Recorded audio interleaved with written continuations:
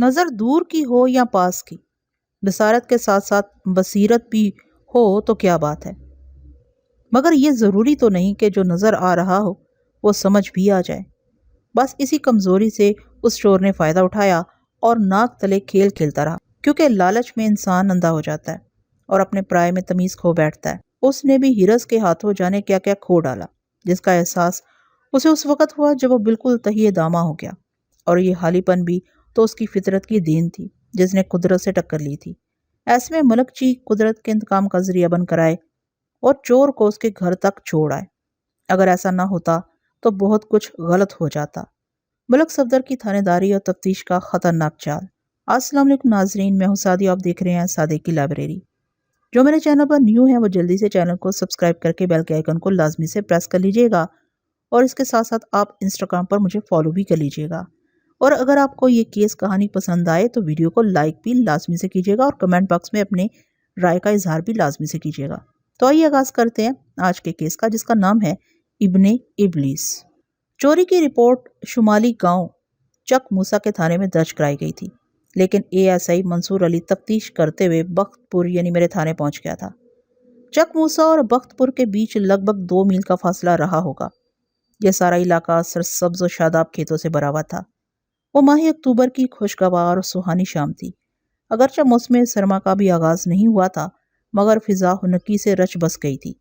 دن میں دھوپ بڑی مہربان اور فرحت بخش محسوس ہوتی تھی، اور گلابی جاڑے کی رات میں پرسکون نیند کے لیے کچھ نہ کچھ چھوڑنا ضرورت بن جاتا تھا۔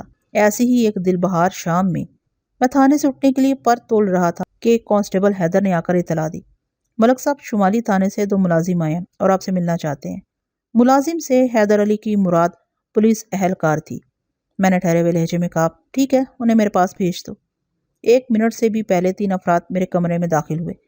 ان میں سے 2 پولیس کی یونیفارم پہنے ہوئے تھے، جبکہ تیسرا عمر رسیدہ شخص عوامی لباس میں تھا۔ کانسٹیبل حیدر نے غلط نہیں کہا تھا، ان میں سے صرف 2 ہی ملازم یعنی پولیس والے تھے۔ میں نے آنے والوں کو بیٹھنے کے لیے کہا۔ رسمی لیگ کے بعد ASI کا رینک رکھنے والے پولیس اہلکار نے اپنا اور اپنے ساتھیوں کا تعارف کرواتے ہوئے کہا، ملک صاحب، میرا نام منصور علی ہے اور میرے ساتھ کانسٹیبل فیض محمد اور کھوجی غفور حسین ہے۔ ہمیں آپ سے ایک اہم معاملے میں مدد لینا ہے۔ میں نے سوالیہ نظر سے ASI کی طرف دیکھا اور کہا، کس قسم کی مدد؟ کیا نواز خان صاحب نے آپ لوگوں کو میرے پاس بھیجا ہے؟ نواز خان چک موسیٰ والے تھانے کا انچارج تھا، میری اس سے اچھی یاد اللہ تھی۔ منصور علی نے نفی میں گردن ہلاتے ہوئے جواب دیا، نہیں ملک صاحب، خان صاحب نے تو ایک کیس کی تفتیش کی ذمہ داری مجھے سونپی تھی۔ یوں سمجھ لے کہ بابا غفور کی مہربانی سے وہ کیس مجھے کھینچ کر یہاں تک لے آیا ہے۔ کیس کیا ہے؟ میں سیدھا ہو کر بیٹھ گیا اور اپنے پچھلے سوال کو دہرا دیا، آپ لوگ مجھ سے کیا چاہتے ہو؟ ملک صاحب، ASI وضاحت کرتے ہوئے بولا، موزہ چک موسیٰ میں اللہ رکھا نامی ایک چھوٹے زمیندار کے گھر پرسوں چوری کی ایک واردات ہو گئی تھی۔ اللہ رکھا اس کی بیوی برکت بی بی اور اکلوتی بیٹی شہناز گہری نیند میں تھے کہ ان کے گھر کی عقبی دیوار میں شگاف ڈال کر کوئی اندر داخل ہوا اور سب کچھ چرا کر غائب ہو گیا۔ اس سب کچھ میں طلائی زیورات، ملبوسات، 2000 روپے کی نقدی شامل ہے۔ اللہ رکھا نے یہ جمع جوڑ شہناز کی شادی کے لیے رکھا تھا۔ دسمبر میں شہناز کی شادی ہونے والی، یعنی صرف 2 ماہ بعد۔ وہ سانس ہموار کرنے کے لیے متوقف ہوا، پھر اپنی بات کو آگے بڑھاتے ہوئے بولا، گزشتہ روز صبح اللہ رکھا نے تھانے آ کر اس افسوسناک واقعے کی رپورٹ درج کرائی تو کل کا سارا دن ہم لوگ چور کی تلاش میں مصروف رہے۔ ہم نے چک موسیٰ کے ایک ایک گھر اور ایک ایک بندے کو چیک کر لیا، لیکن کوئی بھی امید افزاں بات سامنے نہ آ سکی۔ بلاخر کھوجی غفور حسین سے مدد لینے کا فیصلہ کیا گیا، جس کے نتیجے میں ہم ایک ایسے بندے کا کھرا ڈھونڈنے میں کامیاب ہو گئے جو اللہ رکھا کے مکان کے پچھواڑے سے چلتے ہوئے چک موسیٰ سے باہر نکلا اور پھر جنوب کی سمت چل پڑا۔ آج صبح میں نے کانسٹیبل فیض محمد اور کھوجی غفور حسین کو اپنے ساتھ لیا اور مذکورہ بندے کا کھرا پکڑ کر ہم جنوب کی سمت بڑھنے لگے۔ آپ جانتے ہیں چک موسیٰ سے بخت پور تک ایک کچا راستہ کھیتوں کے بیچوں بیچ آتا ہے۔ وہ کھرا اسی راستے چلتے چلتے بخت پور تک پہنچا ہے، لیکن اس کے بعد سب کچھ گڑبڑ ہو گیا ہے۔ یہ ایسا ہی معنی خیز انداز میں خاموش ہوا تو میں نے پوچھا، گڑبڑ ہو گیا کا کیا مطلب ہوا؟ جس کھرے کا تعاقب کرتے ہوئے ہم بخت پور پہنچے ہیں وہ اچانک غائب ہو گیا۔ ASI نے انکشاف انگیز لہجے میں بتایا، کچھ پتہ نہیں چل رہا کہ وہ بندہ کہاں چلا گیا۔ وہ بخت پور کے کسی گھر میں گیا ہے یا اس گاؤں سے بھی کہیں آگے نکل گیا ہے۔ بخت پور کے آگے تو دریا ہے جس پر کوئی پل وغیرہ موجود نہیں، میں نے سوچ میں ڈوبے ہوئے لہجے میں کہا، اور دریا کی دوسری طرف بیلا شروع ہو جاتا ہے۔ یہ بیلا مطلب جنگل کافی دور تک پھیلا ہوا ہے۔ یہ علاقہ آپ کے تھانے کی حدود میں آتا ہے ملک صاحب۔ یہ ایسے ہی منصور علی نے گہری سنجیدگی سے کہا، اس لیے آپ کو ہماری مدد کرنا ہوگی۔ میں نے اس مقام پر ایک خاص نشانی رکھ دی ہے جہاں تک بندے کے کھرے کا سراغ ملا ہے، کھوجی بابا غفور حسین نے گفتگو میں حصہ لیتے ہوئے بتایا۔ باقی کا کام کل صبح آپ کے تعاون سے آگے بڑھایا جائے گا۔ میں آپ لوگوں سے ہر قسم کے تعاون کے لیے تیار ہوں۔ میں نے ٹھہرے ہوئے لہجے میں کہا، اب تو رات ہو گئی ہے، آپ آرام کرو، کل اس مشن کو آگے بڑھائیں گے۔ اگر آپ کا مطلوبہ بندہ بخت پور کے کسی گھر میں چھپا بیٹھا ہے تو میں اسے کان سے پکڑ کر آپ کے حوالے کر دوں گا، یہ میرا آپ سے وعدہ ہے۔ بہت بہت شکریہ ملک صاحب، یہ ایسا ہی منصور علی نے ممنونیت بھرے انداز میں کہا۔ مجھے آپ سے ایسے ہی مشفق اور مہربان رویے کی امید تھی۔ خان صاحب اکثر آپ کی تعریف کرتے رہتے ہیں، میں نے آپ کو اس تعریف پر پورا پایا ہے۔ یہ تو نواز خان صاحب کی محبت ہے جو انہوں نے مجھے یاد رکھا ہے، میں نے انکسار بھرے لہجے میں کہا۔ پھر پوچھا، خان صاحب کی طبیعت کیسی ہے؟ وہ بالکل ٹھیک ہے، منصور علی نے بتایا۔ میں نے حوالدار نجیب اللہ کو بلا کر مہمانوں کے کھانے پینے اور منجی بسترے کا انتظام کرنے کے لیے کہا اور تھانے سے اٹھ کر اپنے کوارٹر میں آ گیا۔ آج کا دن جتنی فرصت میں گزرا تھا اس کے برعکس آنے والا دن حد سے زیادہ مصروفیت کی اطلاع دے رہا تھا۔ چک موسیٰ سے آنے والی پولیس پارٹی نے بڑی عجیب و غریب کہانی سنائی تھی۔ ان کے بیان کے مطابق چک موسیٰ کے ایک زمیندار اللہ رکھا کے گھر میں نقب لگانے والا بندہ بخت پور آیا تھا۔ اس کے بعد اس نامعلوم شخص کا سراغ ناپید ہو گیا تھا۔ اس سے دو باتیں سمجھ میں آتی تھی، نمبر ایک، چور نے بخت پور کے کسی گھر میں روپوشی اختیار کر لی تھی، نمبر دو، وہ دریا عبور کر کے بیلے کی طرف نکل گیا تھا۔ جب میں نے ان دونوں امکانات پر غور کیا تو کچھ اور چیزیں بھی نکل کر سامنے آ گئیں۔ مثال کے طور پر ہمارا مطلوبہ بندہ بخت پور کے کسی گھر میں داخل ہوا تھا یا دریا کے پاس جنگل میں اترا تھا۔ ہر دو صورت میں اس کا کھرا زمین پر موجود رہنا چاہیے تھا۔ کھوجی بابا نے مجھے بتایا تھا کہ بخت پور کے نزدیک کچے راستے پر اس بندے کا کھرا ایک خاص مقام تک پہنچ کر رک گیا تھا۔ یہ ایک ناقابل یقین اور حیران کن بات تھی کیونکہ مذکورہ کچا راستہ چک موسیٰ اور بخت پور کو آپس میں ملاتا تھا، یعنی بخت پور گاؤں میں پہنچ کر یہ راستہ ختم ہو جاتا تھا۔ لہٰذا یہ نہیں سوچا جا سکتا تھا کہ اس بندے نے کسی سواری پر لفٹ لے لی ہوگی جس کے باعث کچے راستے پر اس کا کھرا مزید نہ بن سکا۔ بخت پور کے جنوب میں گاؤں کے اختتام کے ساتھ شرقاً غرباً ایک دریا رواں دواں تھا اور بخت پور کی حدود میں اس دریا پر کہیں بھی کوئی پل وغیرہ موجود نہیں تھا۔ اس دریا کو پار کرنے کا ایک ہی ذریعہ تھا، ہاشو۔ ہاشم عرف ہاشو کا گھر دریا کے کنارے پر واقع تھا جہاں وہ اکیلا ہی رہتا تھا۔ اس دنیا میں اس کا آگے پیچھے کوئی بھی نہیں تھا۔ ہاشو کا ذریعہ معاش ماہی گیری تھا۔ اس نے متعدد بانسوں کو آپس میں باندھ کر ایک بڑا سا گٹھر بنا رکھا تھا۔ مزید ہنرمندی سے اس نے اس گٹھر کو ایک بیڑے کی شکل دے دی تھی۔ یہ بیڑا دریا کی سطح پر بآسانی تیر سکتا تھا۔ ہاشو اپنے اسی بیڑے پر سوار ہو کر دریا سے مچھلیاں پکڑا کرتا تھا۔ علاوہ ازیں وہ تھوڑے پیسے لے کر لوگوں کو اپنے بیڑے پر بٹھا کر دریا کے دوسرے کنارے تک بھی لے جاتا تھا۔ اس طرح وہ کچھ اضافی رقم بھی کما لیا کرتا تھا۔ اگر چک موسیٰ میں چوری کی واردات کا مرتکب شخص دریا کے اس پار جنگل کی طرف گیا تھا تو یہ بات ہاشو کے علم میں ضرور ہوگی۔ میں نے سونے سے پہلے کل کی مصروفیات کے حوالے سے دو ہم فیصلے کیے۔ اول، مجھے دن کے آغاز ہی میں ہاشو سے پوچھ تاچھ کرنا تھی۔ اگر اس نے اپنے بیڑے کے ذریعے نامعلوم چور کو دریا کی دوسری طرف پہنچایا تھا تو پھر اس بندے کو بخت پور میں ڈھونڈنے کی ضرورت نہیں تھی۔ بصورت دیگر مجھے بخت پور کے ایک ایک وسنیک کو کھوجی غفور حسین کی موجودگی میں چیک کرنا تھا۔ سب سے پہلے ان افراد کو جن کا تعلق بخت پور سے نہیں تھا۔ یہ کوئی آسان کام نہیں تھا۔ بخت پور میں لگ بھگ 350 مکان تھے اور اس گاؤں کی آبادی 1000 نفوس سے متجاوز تھی۔ بہرحال فوج کی راہ میں کام مشکل ہو یا سہل، اسے انجام تو دینا ہی ہوتا ہے۔ 13 اکتوبر بروز پیر میں خلاف معمول اپنے وقت سے پہلے تیار ہو کر تھانے پہنچ گیا۔ اس جلدی کا ایک ہی مقصد تھا اور وہ یہ کہ چک موسیٰ سے آنے والے مہمانوں کی بھرپور مدد کی جائے۔ میں اسی تعمیری اور مثبت سوچ کے ساتھ اپنے کمرے میں آیا تھا، لیکن کرسی سنبھالنے سے پہلے ہی ایک ہنگامہ خیز اطلاع نے میرے ذہن کو الجھا کر رکھ دیا۔ گزشتہ رات چودھری حیات علی کی حویلی سے کوئی چور ایک قیمتی منقش چوبی باکس اٹھا کر لے گیا تھا۔ اس واقعے کی رپورٹ درج کرانے چودھری حیات کا بڑا بیٹا ظفر علی خود تھانے آیا تھا۔ اس کے ہمراہ 2 حواری بھی تھے۔ میں نے صرف ظفر کو اپنے پاس بلا لیا۔ چودھری حیات علی بخت پور کا سب سے طاقتور شخص تھا۔ آپ اسے اس گاؤں کا حاکم بھی سمجھ سکتے ہیں۔ اس کی عمر 60 سے متجاوز تھی اور اولادوں میں صرف 2 بیٹے تھے جو اس کی 2 الگ الگ بیویوں میں سے تھے۔ چودھری ظفر علی چودھری حیات کی پہلی بیوی سغرا بی بی کے بطن سے پیدا ہوا تھا۔ سغرا بی بی کا 8 سال پہلے انتقال ہو گیا تھا۔ چودھری حیات کی دوسری بیوی نرگس باقاعدہ حیات تھی۔ نرگس کی عمر 45 سال تھی اور اس کے پیٹ سے جنم لینے والے بیٹے کا نام چودھری رؤف تھا جس کی عمر کم و بیش 25 سال رہی ہوگی۔ چودھری ظفر پریشانی کے عالم میں میرے پاس آیا تھا۔ میں نے اسے اپنے پاس بٹھایا اور گزشتہ رات والی چوری کے حوالے سے دریافت کیا۔ اس نے اضطراری لہجے میں بتایا، ملک صاحب ہماری تو کچھ سمجھ میں نہیں آ رہا، یہ سب ہوا کیسے؟ کوئی چور ہماری حویلی میں گھسنے کی جرت نہیں کر سکتا، اور یہ کم بخت چپ چاپ اپنا کام کر کے چلا گیا۔ مجھے تو کوئی بہت ہی شاطر اور منجھا ہوا چور لگتا ہے۔ آپ نے بتایا ہے کہ چور نے حویلی سے صرف ایک باکس چرایا ہے؟ میں نے چودھری ظفر کے چہرے پر نگاہ جما کر کہا، کیا میں جان سکتا ہوں کہ اس باکس میں کیا تھا؟ طلائی زیورات، کئی خاندانی نوادرات، اچھی خاصی نقدی اور ابا جی کے قیمتی کاغذات، چودھری ظفر نے بتایا۔ ابا جی اس باکس کو اپنے کمرے کی الماری میں سنبھال کر رکھتے تھے۔ ان کی یہ عادت ہے کہ رات کو سونے سے پہلے اور صبح اٹھنے کے بعد وہ مذکورہ الماری کو کھول کر ایک نظر اس باکس پر ڈال کر اپنا اطمینان کر لیا کرتے تھے۔ کل رات وہ باکس ابا جی کی الماری میں موجود تھا، لیکن آج صبح جب انہوں نے الماری کھول کر اندر جھانکا تو باکس غائب تھا۔ باکس کی عدم موجودگی نے ان پر بڑا برا اثر ڈالا۔ وہ چکرا کر گر گئے۔ میں نے بڑی مشکل سے انہیں سنبھالا۔ ابھی ان کی طبیعت قدرے بہتر ہے۔ میں نے انہیں نیم گرم دودھ پلایا ہے اور سیدھا آپ کے پاس آ گیا ہوں۔ چودھری جی، آپ نے اپنے ابا جی کی حالت کے بارے میں جو کچھ بتایا ہے اس سے تو یہی لگتا ہے کہ بڑے چودھری صاحب کو مسروقہ باکس اپنی جان سے بھی زیادہ عزیز تھا، میں نے پرسوچ انداز میں کہا۔ آپ کا اندازہ بالکل درست ہے ملک صاحب، وہ اس بات میں گردن ہلاتے ہوئے بولا۔ سونے چاندی کے زیورات اور نقدی کو تو رکھیں ایک طرف، اس باکس کے اندر جو ہمارے خاندانی نوادرات ہیں وہ ابا جی کے لیے بہت زیادہ اہمیت رکھتے ہیں، لہٰذا آپ جلد از جلد اس چور کو پکڑنے اور اس نامراد کے قبضے سے وہ باکس نکالنے کی کوشش کریں۔ اگر وہ باکس نہ ملا تو پتہ نہیں ابا جی پر اس کا کیا اثر ہوگا۔ چودھری ظفر علی کے چہرے پر دکھ اور تکلیف کے آثار دیکھ کر میں نے تسلی آمیز انداز میں کہا، فکر مند نہ ہوں، میں اس چور کو جلد از جلد پکڑ کر اپنے تھانے میں الٹا لٹکا کر تفتیش کروں گا۔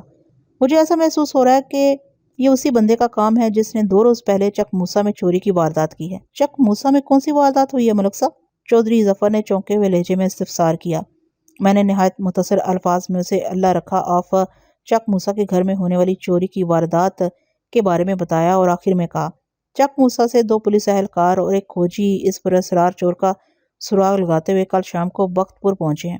میں آج اپنی تفتیش کا آغاز کرنے ہی والا تھا کہ آپ نے اپنی حویلی میں ہونے والی چوری کی کہانی مجھ تک پہنچا دی۔ خیر، میں نے لمحاتی توقف کر کے ایک بوجھل سانس خارج کی، پھر ان الفاظ میں اضافہ کر دیا، آپ مجھے اس باکس کے بارے میں تفصیلاً بتائیں۔ سمجھ لے کہ میں نے اس چور کو پکڑنے کی مہم کا آغاز کر دیا ہے۔ آپ اطمینان سے حویلی جا کر بڑے چودھری صاحب کا خیال رکھیں، میں بھی دن میں کسی وقت ان سے ملنے آؤں گا۔ چودھری ظفر علی کے بیان کے مطابق مذکورہ نقش باکس سندل کی لکڑی کا بنا ہوا تھا۔ اس کی لمبائی 2 فٹ، چوڑائی 1.5 فٹ اور اونچائی 1 فٹ تھی۔ باکس کے اندر مختلف چیزیں رکھنے کے لیے خانے بنے ہوئے تھے۔ چودھری حیات علی باکس کو تالا بند کر کے الماری کے اندر رکھتا تھا وغیرہ۔ ملک صاحب، یہ تفصیلات فراہم کرنے کے بعد اس نے تشویش بھرے لہجے میں کہا، میرا دھیان تو اسی چور کی طرف جا رہا ہے جس نے 2 روز پہلے چک موسیٰ میں چوری کی واردات کی ہے۔ اگر وہ واقعی بخت پور آیا ہے تو ہمیں فوراً اپنے گاؤں کی ناکہ بندی کر دینا چاہیے تاکہ اسے فرار ہونے کا موقع نہ مل سکے، اور اگر وہ یہاں سے نکلنے میں کامیاب ہو چکا ہے تو میں نے ایک امکان کو ذہن میں رکھ کر سوالیہ نظر سے چودھری ظفر کی طرف دیکھا۔ دیکھیں جی، سیدھی سی بات ہے، وہ مضبوط لہجے میں بولا، اگر یہ وہی چور ہے جس نے چک موسیٰ کے وسنیک اللہ رکھا کے گھر میں چوری کی ہے تو یہ تو ہو نہیں سکتا کہ ہماری حویلی سے باکس چرانے کے بعد وہ دوبارہ چک موسیٰ کا رخ کرے۔ وہ اس وقت بخت پور کے اندر ہی کہیں چھپا بیٹھا ہے، یا پھر دریا پار کر کے جنگل کی طرف نکل گیا۔ اس دوسرے امکان کی تصدیق آپ ہاشو سے کر سکتے ہیں، کیونکہ اس کے بیڑے کے بغیر دریا کو عبور کرنا ممکن نہیں ہے۔ تفتیش کا یہ پہلو میرے ذہن میں پہلے سے موجود ہے چودھری صاحب، میں نے ٹھہرے ہوئے لہجے میں کہا۔ میں اپنے کام کا آغاز ہاشم عرف ہاشو ہی سے کرنے والا ہوں۔ ٹھیک ہے جناب، وہ تشکر آمیز انداز میں بولا، آپ اپنا کام شروع کریں، میں حویلی جا کر ابا جی کو دیکھتا ہوں، انشاءاللہ دن میں ملاقات ہوگی۔ انشاءاللہ، میں نے جواباً کہا۔ چودھری ظفر کے جانے کے بعد میں نے چک موسیٰ والے مہمانوں کو اپنے کمرے میں بلا لیا۔ رسمی لیک سلیک کے بعد میں نے انہیں تازہ ترین صورتحال سے آگاہ کیا، پھر گہری سنجیدگی سے کہا، تم لوگ جلدی سے ناشتہ وغیرہ کر لو، آج کا دن بڑا لمبا ہونے والا ہے۔ میں آپ کے ساتھ اپنے تھانے کے سٹاف میں سے 2 افراد کو شامل کر دوں گا۔ تم سب نے بخت پور کے ایک ایک گھر میں موجود مردوں کو چیک کرنا ہے۔ میری بات سمجھ میں آ رہی ہے نا؟ جی ملک صاحب، ASI منصور علی نے سر کو اس باتی جنبش دیتے ہوئے کہا، پھر پوچھا، آپ کا کیا پروگرام ہے؟ میں کانسٹیبل کے ہمراہ اس بندے سے ملنے جا رہا ہوں جو لوگوں کو دریا کے پار لانے لے جانے کا کام کرتا ہے، میں نے بتایا۔ اگر وہ حبیث چور ہاشو کے بیڑے پر سوار ہو کر دریا کے اس پار جا چکا ہے تو پھر اسے گاؤں کے اندر تلاش کرنا سراسر حماقت ہوگی۔ ایسی صورت میں ہم سب بخت پور سے اپنا دھیان ہٹا کر جنگل پر توجہ مرکوز کر دیں گے۔ زبردست، منصور علی نے ستائشی نظر سے مجھے دیکھا۔ میں نے اس بات میں گردن ہلانے پر اکتفا کیا۔ اس دن کی ہنگامہ خیزی اور فتنہ انگیزی میں کسی شک و شبہے کی گنجائش تلاش کرنا ممکن دکھائی نہیں دیتا تھا۔ یوں محسوس ہوتا تھا ایک ماہ کا کام یک بیک کسی نے مجھ پر لاد دیا ہو۔ میں کانسٹیبل حنیف کے ساتھ دریا کے کنارے بنے ہوئے ہاشو کے گھر پہنچا تو ایک ہونچکا دل خراش منظر میری راہ دیکھ رہا تھا۔ ہاشو کی عمر 50 کے قریب رہی ہوگی۔ وہ درمیانے قد کا مالک سانولی رنگت والا ایک دبلا پتلا شخص تھا۔ ہاشو کے ذکر کے ساتھ ماضی کے صیغے کے طور پر میں بار بار تھا کا لفظ استعمال کر رہا ہوں۔ اس کا واضح طور پر یہی مطلب ہے کہ ہاشو اب قصہ پارینہ بن چکا تھا۔ میری نگاہ اس کی اکڑی ہوئی لاش پر جمی ہوئی تھی۔ وہ کمرے کے فرش پر بے جان پڑا تھا۔ اس کی لاش کی اکڑاہٹ کا سبب موسم کی خنکی نہیں تھی، بلکہ لاش کی یہ حالت دو وجوہ کی بنا پر ہوئی تھی۔ نمبر 1، اسے اس دنیا سے رخصت ہوئے کم از کم 12 گھنٹے گزر چکے تھے۔ نمبر 2، اس کی موت کو طبعی نہیں کہا جا سکتا تھا۔ اس کے مڑے توڑے ہاتھ پاؤں، گردن اور ناک کے ایک نتنے سے خارج ہونے والا خون چیخ چیخ کر یہ اعلان کر رہا تھا کہ اسے کوئی سری الاثر زہر دے کر موت کے گھاٹ اتارا گیا تھا۔ میرے محتاط اندازے کے مطابق ہاشو کی موت گزشتہ رات کے ابتدائی حصے میں واقع ہوئی تھی۔ میں زمین پر اکڑوں بیٹھ کر ہاشم کی لاش کا جائزہ لینے لگا۔ ہاشو کی لاش پر نگاہ پڑتے ہی میرے ذہن میں اس کی موت اور زندگی کے حوالے سے جو پہلا خیال پیدا ہوا تھا، لاش کے تفصیلی معائنے کے بعد بھی اس خیال میں سر منہ فرق پیدا نہ ہوا۔ اغلب امکان اسی بات کا تھا کہ اسے کھانے میں زہر ملا کر دیا گیا تھا، مگر یہ کام جس سنگ دل اور شفاق شخص نے کیا تھا اس تک پہنچنا مجھ پر واجب ہو گیا تھا۔ ہاشو کا وہ مکان 2 کمروں اور ایک کشادہ کھلے صحن پر مشتمل تھا۔ جس دوران میں ہاشو کی لاش کے ساتھ مصروف تھا، کانسٹیبل دوسرے کمرے کی طرف چلا گیا تھا تاکہ گھوم پھر کر دوسری چیزوں کا جائزہ لے سکے۔ میں جیسے ہی لاش کے معائنے سے فارغ ہوا، حنیف میرے پاس آ گیا۔ ملک صاحب، اس نے اضطراری انداز میں مجھے مخاطب کیا۔ سارا کھیل کھل کر سامنے آ گیا۔ اس کی آواز میں دبا دبا جوش پایا جاتا تھا۔ ہمیں جس چور کی تلاش ہے اس نے پچھلی رات اسی گھر میں گزاری ہے، اور ہاشو کی موت میں بھی اسی بدماش کا ہاتھ ہے۔ تم اتنے وثوق سے یہ بات کیسے کہہ سکتے ہو؟ میں نے سوالیہ نظر سے کانسٹیبل کی طرف دیکھا۔ چند لمحے تذبذب میں رہنے کے بعد وہ ٹھوس انداز میں بولا، آپ آئیں میرے ساتھ۔ میں چپ چاپ حنیف کے پیچھے ہو لیا۔ ہم دونوں آگے پیچھے چلتے ہوئے دوسرے کمرے میں پہنچے۔ حنیف نے ایک طرف اشارہ کرتے ہوئے ہیجان خیز لہجے میں کہا، آپ خود دیکھ لیں جناب۔ میں نے دیکھا میری نگاہ کے سامنے چندن سندل کی لکڑی سے بنا ہوا ایک منقش باکس کھلا پڑا تھا، اور اس کے تمام خانے کسی مفلس اور نادار شخص کی جیب کی مانند خالی تھے۔ اس باکس کے نزدیک ہی ایک ٹوٹا ہوا تالا بھی پڑا تھا۔ میری عقابی نظر نے چودھری ظفر علی کے بیان کی تصدیق کر دی۔ مذکورہ باکس اپنی پیمائش کے اعتبار سے 2 فٹ لمبا، 1.5 فٹ چوڑا اور 1 فٹ اونچا تھا۔ یہ وہی باکس تھا جو چور نے پچھلی رات چودھری حیات علی کے کمرے کی الماری میں سے چرایا تھا۔ اس خالی باکس کو دیکھ کر ایک خیال بجلی کے کوندے کے مانند میری سوچ پر لپکا۔ وہ کمینہ شاطر چور باکس کی تمام قیمتی اشیاء کو سمیٹ کر 9-11 ہو چکا ہے۔ اس خیال کے ساتھ ہی میرے ذہن میں یہ سوال ابھرا، اگر وہ بدبخت دریا کے اس پار گیا ہے تو لازماً اس نے ہاشو کا بیڑا استعمال کیا ہوگا۔ میں نے بڑی تیزی کے ساتھ ہاشو کے مکان سے نکل کر دریا کے کنارے کی سمت قدم بڑھائے۔ کانسٹیبل حنیف بھی میرے قدم سے قدم ملا کر چل رہا تھا۔ چند سیکنڈ میں ہم دونوں دریا کے کنارے اس مقام پر پہنچ کے جہاں مذکورہ بیڑے کو ہونا چاہیے تھا۔ اس تھا کا بھی ایک ہی مطلب ہے کہ وہ بیڑا اپنی جگہ پر موجود نہیں تھا۔ بے سختہ میری نگاہ دریا کے دوسرے کنارے کی جانب اٹھ گئی۔ اگلے ہی لمحے ساری کہانی میرے بھیجے میں اتر گئی۔ مذکورہ بیڑا دریا کے دوسرے کنارے پر کھڑا دکھائی دے رہا تھا۔ میرے ذہن نے موجودہ صورتحال کے پیش نظر فوری طور پر ایک نتیجہ خاص کر لیا۔ چک موسیٰ میں زمیندار اللہ رکھا کے گھر میں نقب لگانے والا وہ بندہ گزشتہ شام بخت پور پہنچا۔ اس نے ہاشو کو کسی بھی طرح اس بات پر آمادہ کر لیا کہ وہ رات کو ہاشو کے گھر ہی میں قیام کرے گا۔ پھر چپکے سے اس نے ہاشو کی نظر میں آئے بنا کھانے میں زہر ملا دیا۔ زیادہ امکان اسی بات کا تھا کہ کھانا صرف ہاشو ہی نے کھایا ہوگا۔ بہرحال جب ہاشو کی موت واقعہ ہو گئی تو وہ چور نہایت ہی ہوشیاری کے ساتھ چودھری حیات علی کے حویلی میں جا گھسا، اور کمال فنکاری سے اس نے وہ باکس چودھری حیات کی الماری سے نکالا اور واپس ہاشو کے گھر میں آ گیا۔ یہاں پہنچتے ہی اس نے باکس کا تالا توڑ کر تمام قیمتی سامان اور نقدی کو اپنے قبضے میں کیا۔ خالی باکس کو وہیں پھینکا اور ہاشو کے بیڑے پر سوار ہو کر دریا کے اس پار جنگل کی طرف نکل گیا، وغیرہ۔ یہ تھیری میرے ذہن کی تحلیق تھی جس کا محرک موجودہ حالات و واقعات تھے۔ اس تھیری کی تصدیق یا تردید آنے والے وقت نے کرنا تھی۔ میں نے حنیف کو مخاطب کرتے ہوئے کہا، تم جلدی سے کسی تانگے یا بیل گاڑی کا انتظام کرو تاکہ ہاشو کی لاش کو سرکاری اسپتال پہنچانے کا بندوبست کیا جا سکے۔ ٹھیک ہے ملک صاحب، وہ مستعدی سے بولا، میں کوئی سواری پکڑ کر لاتا ہوں۔ جیسا کہ میں نے آپ کو بتایا، ہاشو تنہائی کی زندگی گزارا تھا۔ اس دنیا میں اس کا کوئی عزیز رشتہ دار موجود نہیں تھا، لہٰذا اس کی حسرتناک موت پر آنسو بہانے والا کوئی بھی نہیں تھا۔ اس کی بدقسمتی کے منحوس چور گزشتہ رات مہمان بن کر اس کے گھر آ گیا تھا۔ حنیف کے جانے کے بعد جب میں دوبارہ ہاشم عرف ہاشو کے گھر کے اندر داخل ہوا تو صحن کے کونے میں مجھے جلے ہوئے چند کاغذات دکھائی دیے۔ چودھری ظفر نے مجھے بتایا تھا کہ اس منقش سندلی باکس میں بڑے چودھری صاحب کے اہم کاغذات بھی رکھے ہوئے تھے۔ میں فوراً ان جلے ہوئے کاغذات کے پاس پہنچ گیا۔ مذکورہ کاغذات تقریباً جل کر راکھ میں تبدیل ہو چکے تھے، بس اکا دکا آگ سے بچ رہنے والے ٹکڑے وہاں موجود تھے۔ میں نے ان ادھ جلے ٹکڑوں کو جمع کر کے ان پر موجود باقی ماندہ تحریر کو پڑھنے کی کوشش کی، مگر صحیح معنوں میں کچھ سمجھ میں نہیں آیا۔ مختلف ٹکڑوں میں بظاہر کوئی ربط نظر نہیں آتا تھا۔ میں نے مذکورہ ٹکڑے اپنی جیب میں ڈال لیے۔ کانسٹیبل حنیف کی واپسی سے پہلے نصف درجن دیہاتی ہاشو کے مکان پر پہنچ گئے۔ اغلب امکان اسی بات کا تھا کہ حنیف نے ہاشو کی موت کی خبر عام کر دی تھی۔ میں نے ان افراد سے فرداً پوچھ تاچھ کی، لیکن ان میں سے کوئی بھی ہاشو کو پیش آنے والے واقعے سے واقف نہیں تھا۔ انہیں نامعلوم چور کی بھی کوئی خبر نہیں تھی۔ تم میں سے تیراکی کس کو آتی ہے؟ میں نے باری باری ان کے چہروں کی طرف دیکھتے ہوئے سوال کیا۔ 3 افراد نے ہاتھ اٹھا کر اپنے تیراک ہونے کا یقین دلایا۔ میں نے ان میں سے سب سے فٹ بندے سے پوچھا، تمہارا نام کیا ہے؟ ماجد، اس نے جواب دیا۔ ماجد بھٹی جناب۔ ماجد بھٹی نامی اس شخص کی عمر 30 کے آس پاس ہی رہی ہوگی۔ وہ مضبوط بدن کا مالک ایک چاق و چوبند انسان تھا۔ میں نے اس کی آنکھوں میں دیکھتے ہوئے استفسار کیا، کیا تم تیر کر دریا کے اس پار جا سکتے ہو؟ بالکل جا سکتا ہوں تھانے دار صاحب، وہ پر اعتماد انداز میں بولا۔ تو پھر جاؤ، میں نے تحکمانہ انداز میں کہا، اور دریا کے اس کنارے کے ساتھ تمہیں جو بیڑا کھڑا نظر آ رہا ہے اسے چلا کر یہاں لے آؤ۔ یہ کام کر لو گے نا؟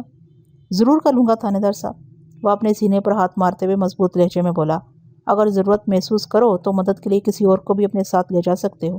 نہیں سرکار، وہ نفی میں گردن ہلاتے ہوئے بولا، آپ دیکھتے جائیں، میں ہنے گیا تو ہنے آیا۔ اس دریائی بیڑے کو اس کنارے پر لانا بہت ضروری تھا تاکہ پولیس پارٹی اس پر سوار ہو کر دریا کے دوسرے کنارے تک جائے اور اس سے آگے جنگل میں اس نامراد چور کو تلاش کر سکے۔ ماجد بھٹی نے بڑی پھرتی دکھائی اور 30-40 منٹ میں وہ مرحوم ہاشو کے بیڑے کو اس کنارے سے کھینچتے ہوئے اس کنارے پر لے آیا۔ اس دوران میں نے ایک بندے کو تھانے بھیج کر اپنے سب انسپیکٹر داؤد کو جائے وقوع پر بلا لیا تھا۔ آئندہ 1 گھنٹے میں نے چند اہم اقدامات کیے۔ نمبر 1، میں نے ہاشو کی لاش کو کانسٹیبل حنیف کی نگرانی میں پوسٹ مارٹم کے لیے سرکاری اسپتال بھجوا دیا۔ حنیف نے میرے حکم پر ایک تانگے کا بندوبست کر دیا تھا۔ نمبر 2، میں نے مہمان پولیس ٹیم کو ہاشو کے مکان پر بلایا، انہیں تازہ ترین صورتحال سے آگاہ کیا، پھر دریائے بیڑے پر سوار کر کے جنگل کی جانب روانہ کر دیا۔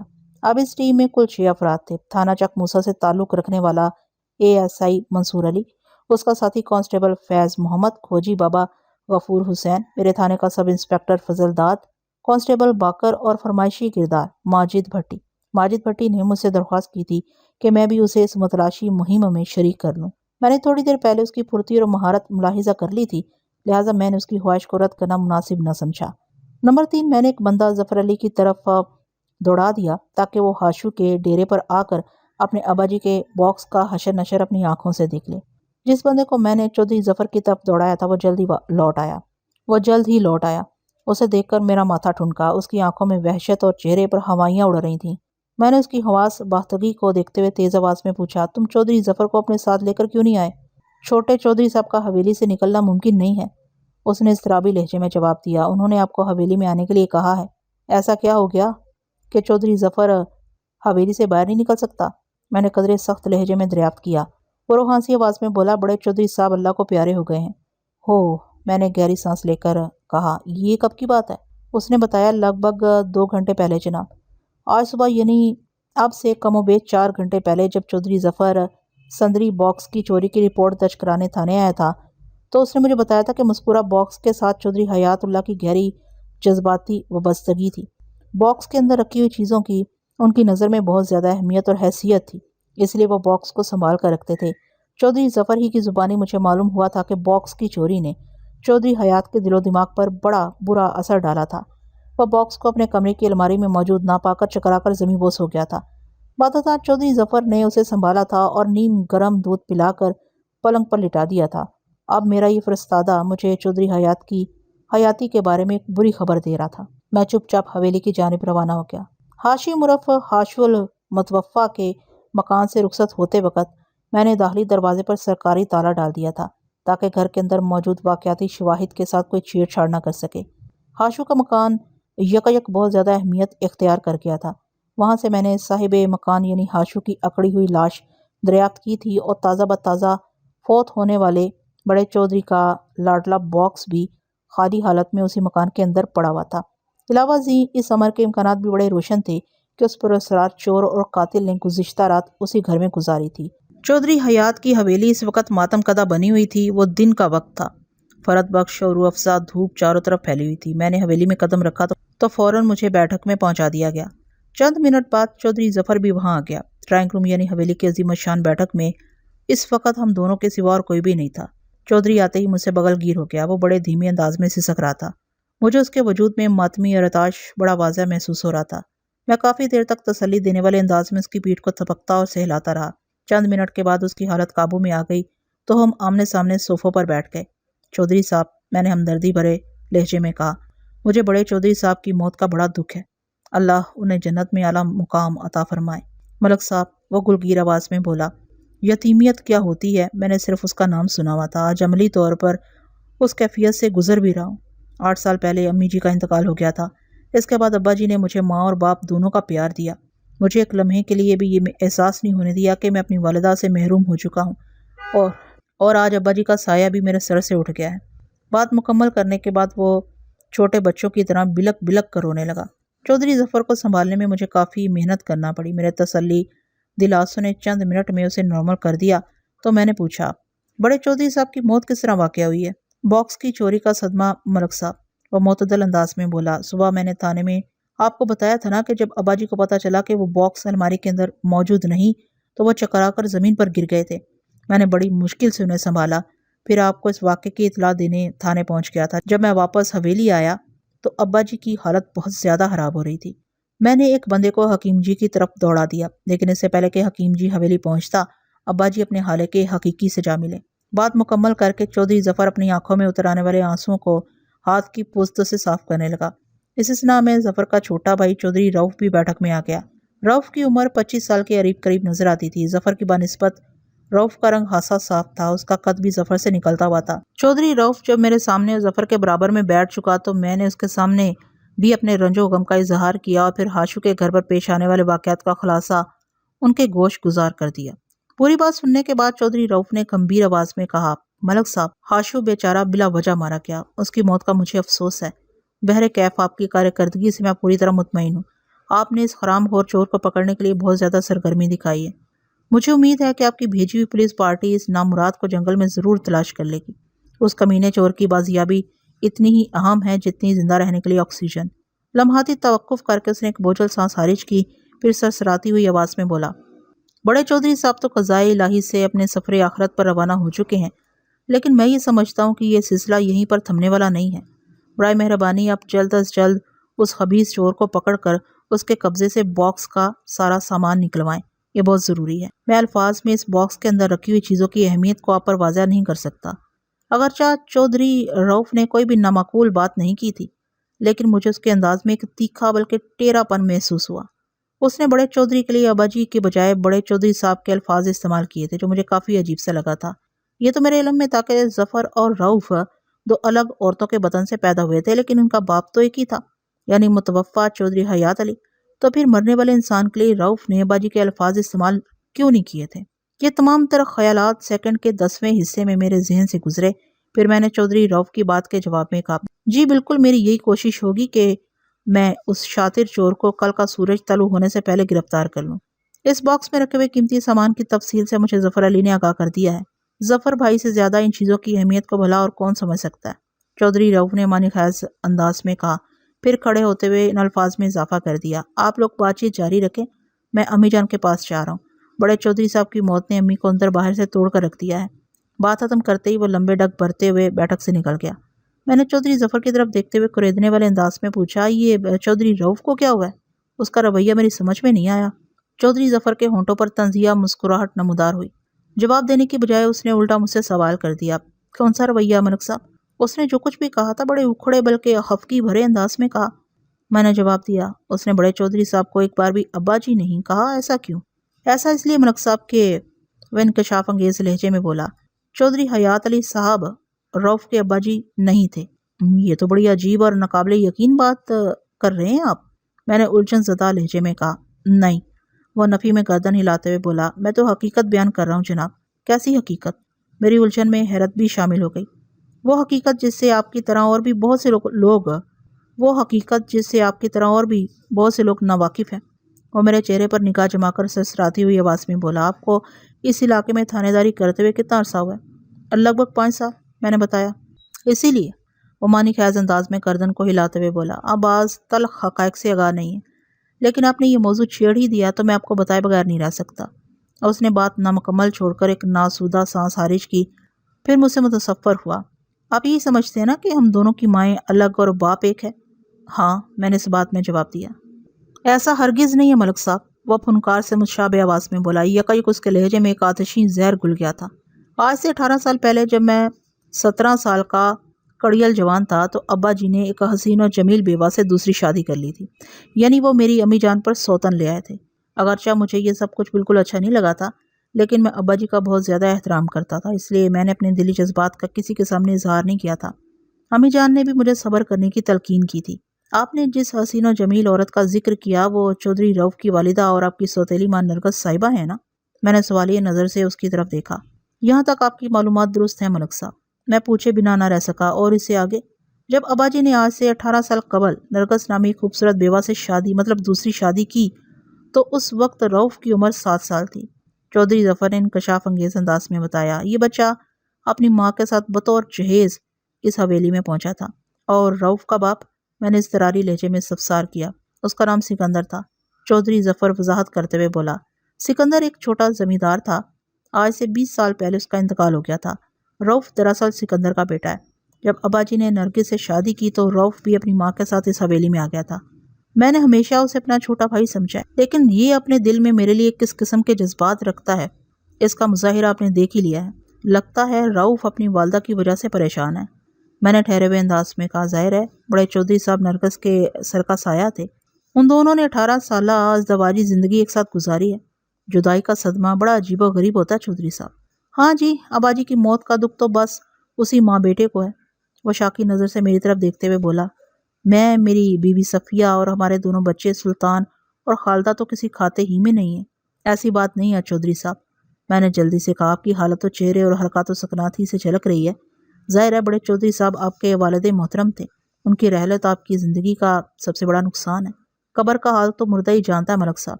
वह एक अफसुर्दा सांस खारिज करते हुए बोला, अब जानते हैं जहाँ आग जलती है तपिश भी वहीं पर होती है। खैर, उसने एक लम्हे का तवक्कुफ किया, फिर अपनी बात मुकम्मल करते हुए बोला, आप ऐसे मौके पर हमारे गरीब आने पर तशरीफ़ लाए हैं कि मैं आपकी खातिर मदारात भी नहीं कर सकता।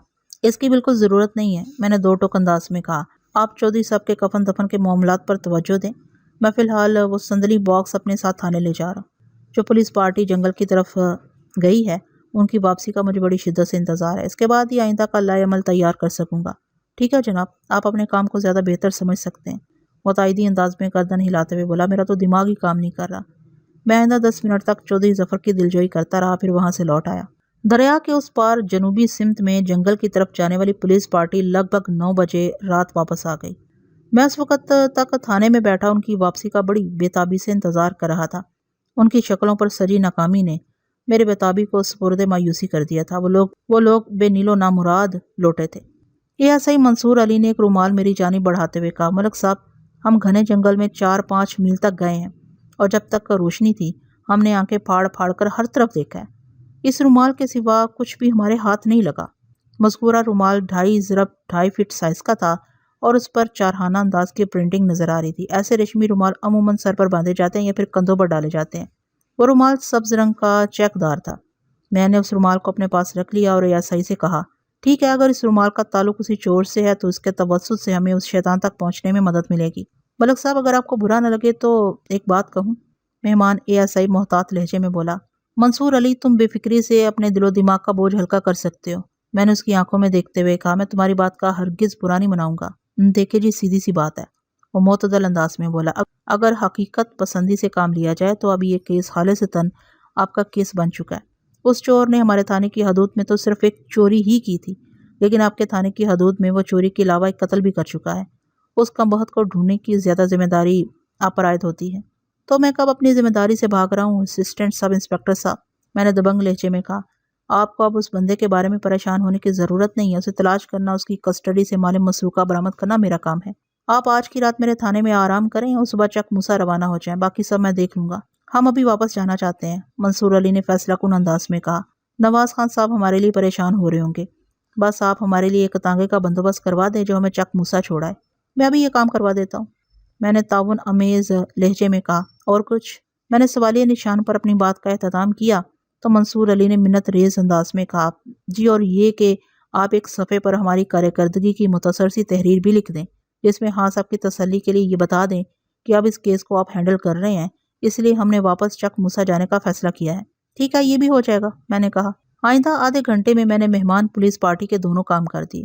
اس دوران میں کھوجی غفور حسین سے بھی سوال جواب کرتا رہا تھا اور ہمارا موضوع گفتگو چور کا کھرا ہی تھا۔ کھوجی نے مجھے بتایا کہ جس کھرے کا پیچھا پکڑ کر وہ لوگ چک موسیٰ سے بخت پور پہنچے تھے وہ ایک دم ناپید ہو گیا۔ ہاشو کے گھر کے اندر، دریا کے دونوں کناروں پر اور جنگل میں کہیں بھی انہیں مذکورہ کھرے کا نام و نشان بھی نہیں ملا تھا۔ جب مہمان پولیس پارٹی رخصت ہو گئی تو ماجد بھٹی نے مجھ سے کہا، تھانے دار صاحب اب آپ مجھے بھی اجازت دیں، تمہیں اتنی آسانی سے اجازت نہیں مل سکتی۔ میں نے اس کی آنکھوں میں دیکھتے ہوئے معنی خیز انداز میں کہا۔ وہ الجھن زدہ لہجے میں بولا، میں سمجھا نہیں جناب، تم نے رضاکارانہ طور پر پولیس کی کافی مدد کی ہے۔ میں نے گہری سنجیدگی سے کہا، لیکن ابھی تمہارا کردار ختم نہیں ہوا، سمجھ لو کہ تم نے کلاس ورک تو کر لیا مگر ہوم ورک باقی ہے۔ میری تو کچھ سمجھ میں اب بھی نہیں آیا، وہ متفکر انداز میں مجھے تکتے ہوئے بولا۔ تم بخت پور کے وسنیک ہو، اس لیے یہاں کے ہر بندے سے اچھی طرح واقف ہو۔ میں نے اس کے چہرے پر نگاہ گاڑ کر کہا، تم آج صبح سے لے کر اب تک پولیس کے ساتھ تعاون کر رہے ہو، اسے دیکھ کر میں تم سے ایک نہایت ہی اہم کام لینے کے بارے میں سوچ رہا ہوں، لیکن اس معاملے کو راز میں رکھنا بہت ضروری ہے۔ تم کہیں پیٹ کے ہلکے تو نہیں ہو؟ نہیں سرکار، وہ نفی میں گردن ہلاتے ہوئے بڑے عزم سے بولا۔ میری گردن تو کٹ سکتی ہے مگر زبان نہیں کھل سکتی، اگر یقین نہیں آ رہا تو آزما کر دیکھ لیں۔ یہ ٹھیک کہا تم نے، میں نے اپنے سر کو اس باتی جنبش دی۔ آزمائش تو شرط ہے۔ پھر میں نے منصور علی کے دیے ہوئے 4 آنا سبز رومال کو ماجد بھٹی کی طرف بڑھاتے ہوئے کہا، اسے اچھی طرح دیکھ لو۔ اس رومال کو تو میں اتنی بار دیکھ اور پکڑ چکا ہوں کہ اس کا رنگ، ڈیزائن، سائز اور کپڑا میری یاد میں محفوظ ہو چکا ہے۔ وہ ٹھہرے ہوئے لہجے میں بولا، آپ بتائیں اس کا کرنا کیا ہے؟ جب یہ رومال تمہاری یادداشت میں محفوظ ہے تو پھر میں اسے اپنے پاس رکھ لیتا ہوں۔ میں نے کہا، اب میں تمہارے ذمہ جو کام لگانے جا رہا ہوں معاملہ ہم دونوں کے بیچ میں ہی رہنا چاہیے، تو میری بات سمجھ رہے ہو نا؟ اس وقت ہم دونوں کے سوا اس کمرے میں کوئی اور موجود نہیں تھا۔ میرے رازدارانہ انداز کے جواب میں وہ بڑے اعتماد سے بولا، جی تھانے دار صاحب میں سمجھ رہا ہوں، آپ حکم کریں۔ آئندہ 2 منٹ میں نے ماجد بھٹی کو سمجھایا کہ اس کا کل کا پورا دن اس تحقیق میں گزرنا ہے کہ اس ٹائپ کا رومال بخت پور میں کس کس بندے کے پاس ہے اور ان میں سے کسی بندے کا رومال گم تو نہیں ہو گیا وغیرہ۔ اس نے پوری توجہ سے میری بات سنی اور میرے خاموش ہونے پر ٹھوس لہجے میں بولا، بے فکر ہو جائیں تھانے دار صاحب، میں کل دوپہر سے پہلے آپ کو پکی رپورٹ دوں گا۔ شاباش، میں نے توصیفی نظر سے اس کی طرف دیکھا اور کہا، ٹھیک ہے، تم اب گھر جاؤ اور کل صبح سے اس کام پر لگ جاؤ جو میں نے تمہیں سونپا ہے۔ اس نے میری ہدایت پر عمل کرنے کا یقین دلایا اور مجھے سلام کر کے کمرے سے نکل گیا۔ اس کی چال میں بڑا اعتماد پایا جاتا تھا۔ میں بھی اٹھا اور اپنے کوارٹر کی جانب بڑھ گیا۔ میں نے رات کا کھانا تھانے ہی میں کھا لیا تھا، اب بس ایک ہی اہم کام باقی تھا اور وہ تھا ادائیگی نماز عشاء۔ اس کے بعد لمبی تان کر سونا تھا۔ آج کا پورا دن کڑی دوڑ دھوپ میں گزرا تھا۔ تھکن نے میرے بدن کا جوڑ اپنی گرفت میں لے رکھا تھا۔ تر و تازہ بیداری کے لیے ایک بھرپور نیند لازمی تھی۔ میری ہمیشہ سے یہ عادت رہی ہے کہ جب بھی میں لباس تبدیل کرتا ہوں تو اترے ہوئے کپڑوں کی جیبوں میں ہاتھ گھما کر انہیں اچھی طرح چیک کر لیتا ہوں۔ اس کی چیکنگ کے نتیجے میں کام کی چیز میرے ہاتھ لگ گئی تھی اور وہ چیز تھی کاغذ کے آدھ جلے ٹکڑے۔ یہ ٹکڑے میں نے ہاشو کے صحن سے اٹھا کر اپنی جیب میں ڈال لیے تھے۔ میں نے عشاء کی نماز کے بعد مذکورہ ٹکڑوں کا معائنہ شروع کر دیا۔ ان میں سے کسی بھی ٹکڑے پر کوئی مکمل جملہ باقی نہیں بچا تھا۔ بہرحال میں ایک ایک ٹکڑے کو بغور پڑھنے لگا۔ چودھری ظفر کی زبانی مجھے یہ تو معلوم ہو چکا تھا کہ اس صندلی باکس میں چودھری حیات علی کے کچھ اہم کاغذات بھی رکھے ہوئے تھے۔ اس امر میں کسی شک کی گنجائش نہیں تھی کہ میں نے ہاشو کے صحن کے ایک کونے میں جلے ہوئے کاغذات کی جو راکھ دیکھی تھی اس کا تعلق صندلی باکس ہی سے تھا، کیونکہ مذکورہ باکس بھی اسی گھر کے اندر سے ملا تھا۔ لہٰذا ایسا سوچنے میں کوئی حرج نہیں تھا کہ چور نے اس باکس میں موجود زیورات، نوادرات اور نقدی وغیرہ کو اپنے قبضے میں کرنے کے بعد ان کاغذات کو جلا دیا اور ہاشو کے بیڑے پر سوار ہو کر وہ دریا کے دوسرے کنارے پر پہنچا اور پھر جنگل میں غائب ہو گیا۔ پہلے آدھے جلے ٹکڑے پر لکھا تھا، اس لیے میں نے یہ وصیت تیار کرنے کا فیصلہ دوسرے آدھے جلے ٹکڑے کا ادھورا مفہوم کچھ اس طرح تھا: میری ساری زمین جائیداد اور مال و زر صرف اور صرف۔ تیسرا آدھا جلا ٹکڑا بتاتا تھا: اگرچہ لوگوں کو یہ ناانصافی لگے گی مگر میں نے چوتھے آدھے جلے ٹکڑے پر صرف 5-7 لفظ ہی چلنے سے محفوظ رہ پائے تھے۔ نہایت ہی کم ظرف اور اول درجے کا نالائق 5ویں ٹکڑے پر رقم تھا: مجھے معاف کرے۔ اگرچہ ان 5 آدھے جلے کاغذ کے ٹکڑوں کی تحریر میں کوئی ربط نہیں تھا، لیکن نفس مضمون پوری طرح میری سمجھ میں آ گیا تھا۔ وہ صندلی باکس چونکہ بڑے چودھری مرحوم حیات علی کی ملکیت تھا، لہذا اس بات میں یہ شبہ نہیں کیا جا سکتا تھا کہ اس آدھی ادھوری تحریر کا تعلق بھی بڑے چودھری ہی سے تھا، اور مجھے یہ سمجھنے میں قطعاً کوئی دقت محسوس نہیں ہوئی کہ ان کاغذات پر مرحوم چودھری حیات علی نے اپنی وصیت لکھوا کر صندلی باکس کے اندر محفوظ کر رکھی تھی، تاکہ اس کی موت کے بعد ایک سند کے طور پر سامنے آئے اور اسی وصیت کی روشنی میں مرحوم کی وراثت کو آگے منتقل کیا جائے۔ ایک اور بات بھی واضح تھی کہ مرحوم چودھری اپنی فیملی کے بعض افراد سے سخت مایوس اور ناراض تھا، اس لیے اسے یہ وصیت لکھوانے کی ضرورت پیش آئی تھی۔ میں نے جب سونے کے لیے گرم بستر کی آغوش میں پناہ لی تو میرا دماغ چور کی نفسیات کے بارے میں سوچ رہا تھا۔ عام طور پر یہی دیکھنے میں آیا ہے کہ جب کوئی جیب تراش کسی کی پاکٹ مارتا ہے تو کچھ دور جانے کے بعد وہ مارے ہوئے بٹوے کی تلاشی لیتا ہے اور اس میں رکھی ہوئی تمام نقدی کو اپنی جیب میں منتقل کرنے کے بعد وہ بٹوے کو پھینک دیتا ہے۔ وہ بٹوا چاہے کتنا بھی قیمتی کیوں نہ ہو اور اس کے اندر چاہے کتنے بھی اہم کاغذات کیوں نہ رکھے ہوں، چور کو ان چیزوں سے کوئی مطلب اور دلچسپی نہیں ہوتی۔ وہ صرف رقم پر فوکس کرتا ہے، باقی چیزیں اس کی نظر میں غیر اہم ہوتی ہیں۔ تو پھر ایک مخصوص زاویے پر سوچتے ہوئے میرے ذہن میں یہ خطرناک و سنسنی خیز سوال ابھرا: چودھری حیات علی مرحوم کی الماری سے صندلی منقش باکس چرانے والے اس نامعلوم چور نے باکس میں رکھی ہوئی اس دستاویز کو جلانے کی ضرورت کیوں محسوس کی؟ ایسا کرنے میں اس کا کیا فائدہ تھا؟ یہ ہم جہت سوال بڑے تواتر کے ساتھ میرے ذہن میں ڈوبتا اور ابھرتا رہا، اور میں اس کا جواب تلاش کرنے کی کوشش میں اپنی ہی سوچ میں ڈبکیاں لگاتے ہوئے نیند کی مہربان وادی میں پہنچ گیا۔ منگل 14 اکتوبر کی دوپہر حسب وعدہ ماجد بھٹی مجھ سے ملنے تھانے آیا۔ رسمی لیکس کے بعد اس نے مجھے بتایا: اس 4 خانہ ریشمی رومال کے حوالے سے میں نے تحقیق کر لی ہے۔ Very good. میں نے ستائشی نظر سے اس کی طرف دیکھا اور پوچھا: مجھے بتاؤ تمہاری تحقیق کیا کہتی ہے؟ پورے بخت پور میں اس ٹائپ کا رومال صرف 3 بندے استعمال کرتے ہیں، وہ جوش بھرے لہجے میں بولا۔ نمبر 1 حفیظ، نمبر 2 اسلم اور نمبر 3 جاوید عرف جیدہ۔ بس ان کے رومالوں کے رنگ کا فرق ہے۔ وہ سانس ہوار کرنے کے لیے متوقف ہوا، پھر اپنی بات کو آگے بڑھاتے ہوئے بولا: حفیظ کے رومال پر سرخ رنگ کا 4 خانہ بنا ہوا ہے، اسلم کے رومال کا 4 خانہ نیلے رنگ کا ہے، جبکہ جیدہ کے رومال پر سبز رنگ کا 4 خانہ بنا ہوا ہے۔ حفیظ اور اسلم اپنے رومالوں سمیت اس وقت بخت پور کے اندر موجود ہے، جبکہ جیدہ کہیں گیا ہوا ہے، میرا مطلب ہے بخت پور سے باہر کہیں۔ ہمیں جنگل کے اندر سے سبز 4 خانے والا ریشمی رومال ملا ہے۔ میں نے سوچ میں ڈوبے ہوئے لہجے میں کہا: اگر یہ رومال جیدہ ہی کا ہے تو اس سے یہ ثابت ہو جاتا ہے کہ جیدہ جنگل کی طرف گیا تھا، اور عین ممکن ہے جیدہ ہی ہمارا مطلوبہ چور ہو۔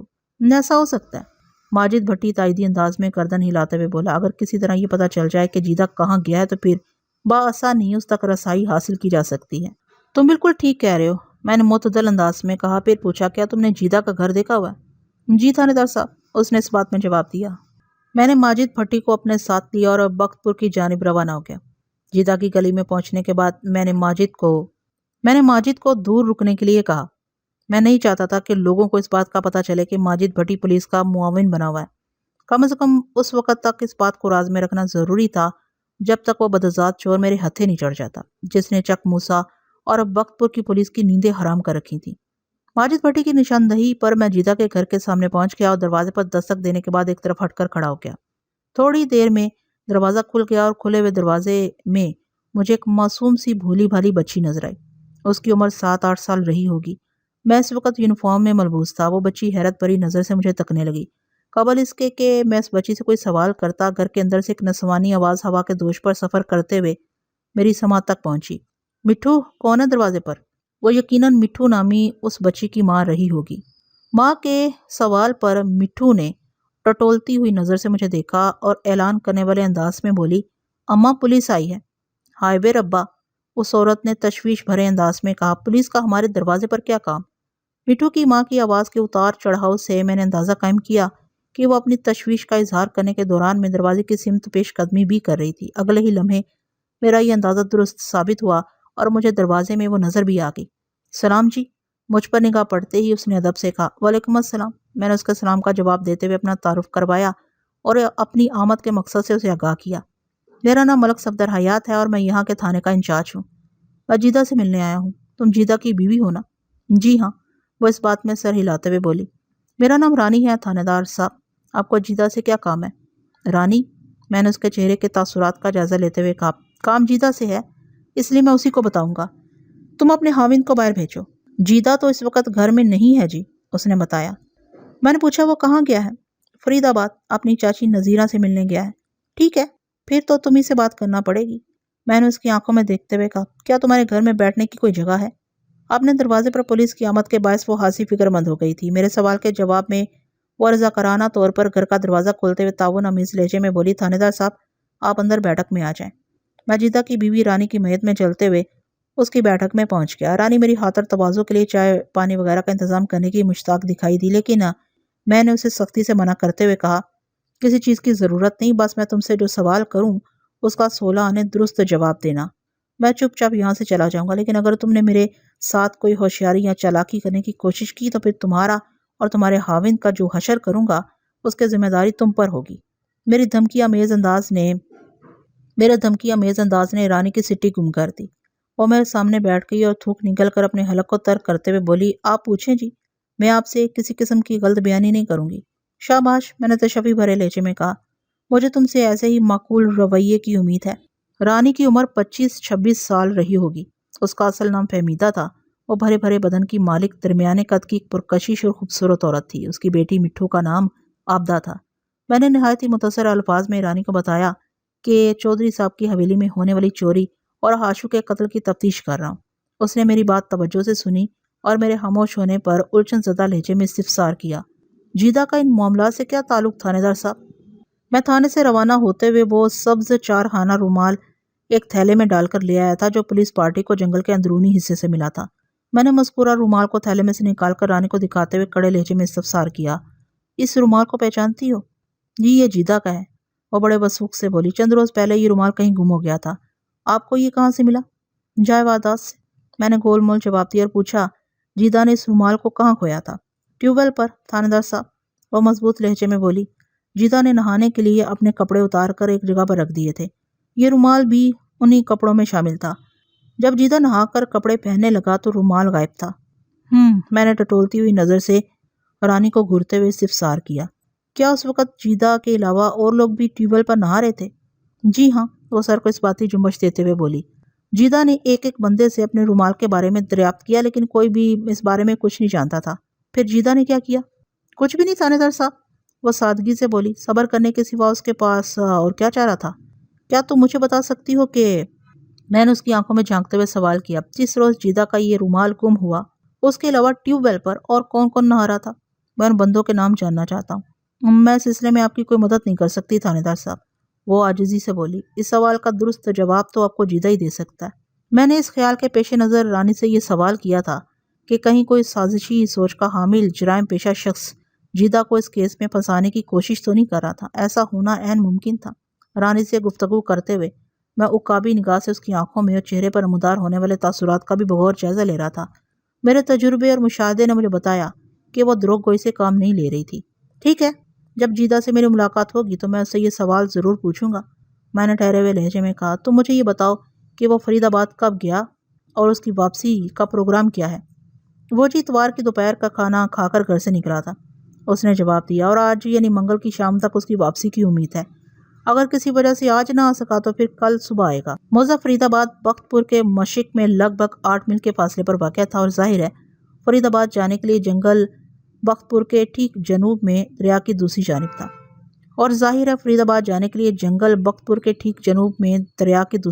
تھا، لہٰذا اس سبز 4 خانہ ریشمی رومال کا جنگل سے ملنے کا مطلب یہ تھا کہ وہ جیدہ کی نہیں بلکہ کسی اور بندے کی حرکت تھی۔ رانی کی زبانی میں یہ جان چکا تھا کہ جیدہ اپنی چاچی نذیرہ سے ملنے فرید آباد گیا تھا۔ اس نے نذیرہ سے کچھ رقم لینا تھی۔ جیدہ بھیڑ بکریوں اور دیگر مال مویشی کی خرید و فروخت کا کام کرتا ہے۔ اس کا بخت پور سے باہر آنا جانا لگا رہتا تھا۔ ٹھیک ہے رانی، میں نے جیدہ کی بیوی سے مخاطب ہوتے ہوئے کہا، تمہارا خاوند فرید آباد سے جیسے ہی واپس آئے اسے میرے پاس تھانے بھیج دینا، اور ہاں، ہمارے بیچ جو بھی بات چیت ہوئی ہے تم اس کا ذکر کسی سے نہیں کرنا، ورنہ جیدہ کسی بڑی مصیبت میں پھنس جائے گا۔ جی میں سمجھ گئی، وہ جلدی سے بولی، میں آپ کی ہدایت کو یاد رکھوں گی اور آپ کو کسی شکایت کا موقع نہیں دوں گی۔ میں رانی کے گھر سے نکل کر تھانے آ گیا۔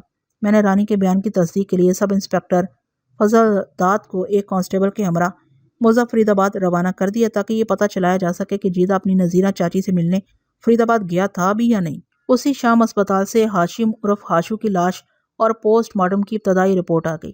اس رپورٹ کے مطابق ہاشو کی موت اتوار اور پیر یعنی 12 اور 13 اکتوبر کی درمیانی رات نصف شب کے آس پاس واقع ہوئی تھی۔ کیمیکل ایگزامینر کی رپورٹ میں ہاشو کی موت کا سبب زہر خورانی کو بتایا گیا تھا۔ اسے کھانے میں زہر ملا کر دیا گیا تھا جس نے اس کی جان لے لی۔ ہاشو کے معدے میں زہر کے آثار ملے تھے۔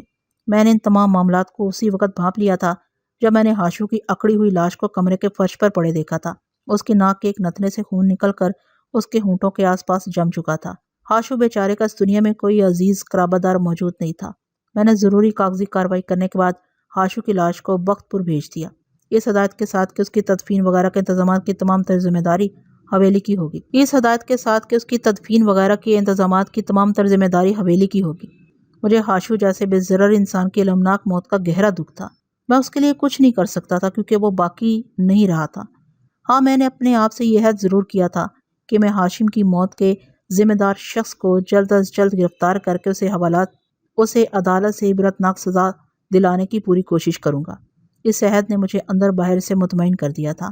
15 اکتوبر بدھ کی صبح میں تیار ہو کر تھانے پہنچا تو کانسٹیبل حنیف کو میں نے برآمدے میں بے چینی سے ٹہلتے پایا۔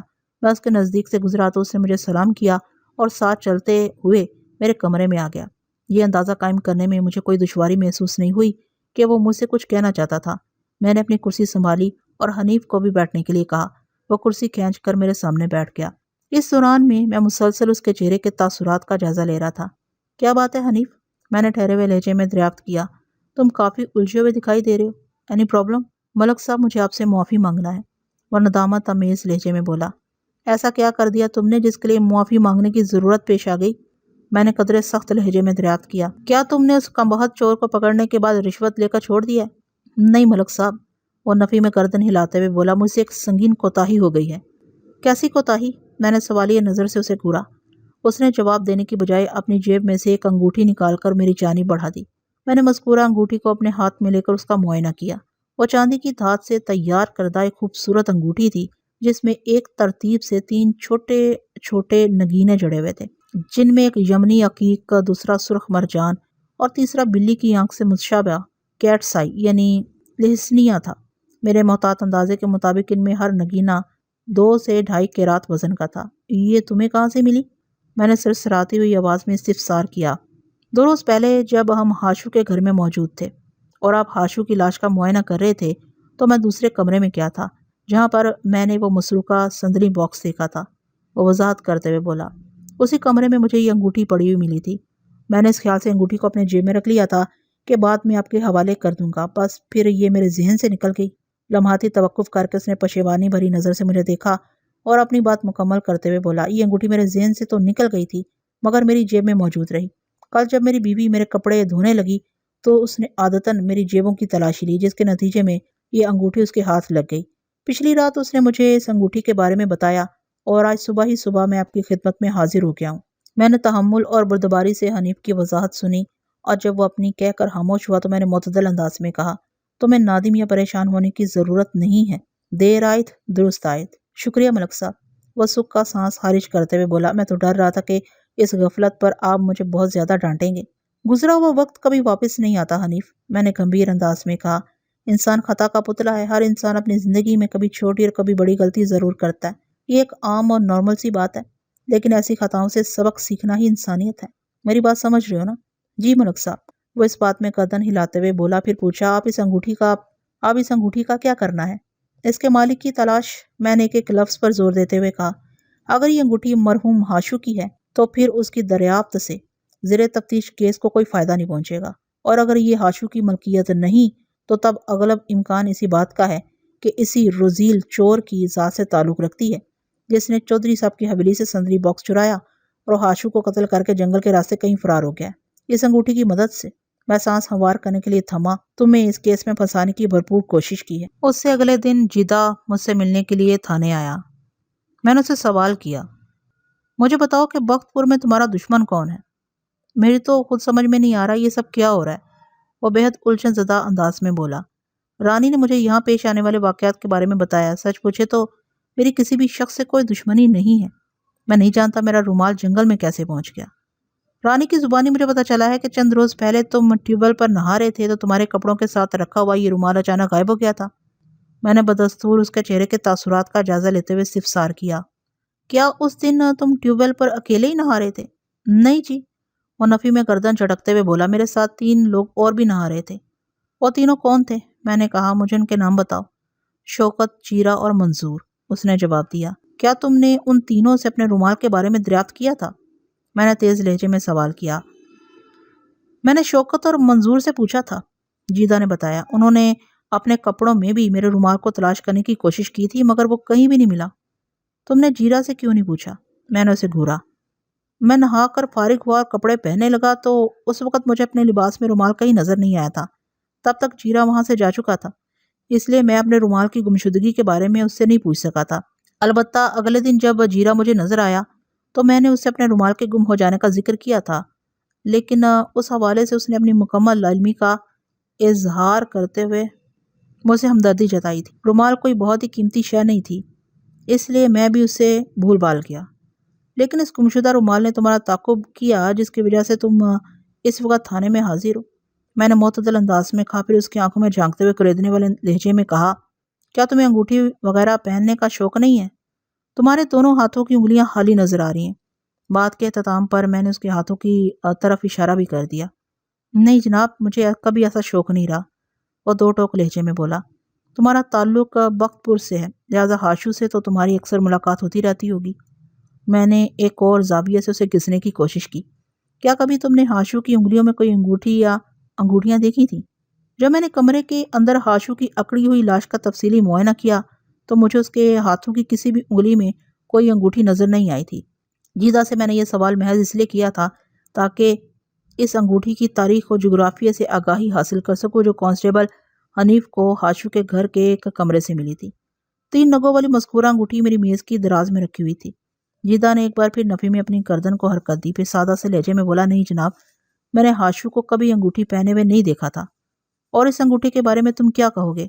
میں نے سرسراتی ہوئی آواز میں کہا اور 3 خوبصورت نگینوں سے مزین چاندی کی وہ انگوٹھی جیدہ کے سامنے رکھ دی۔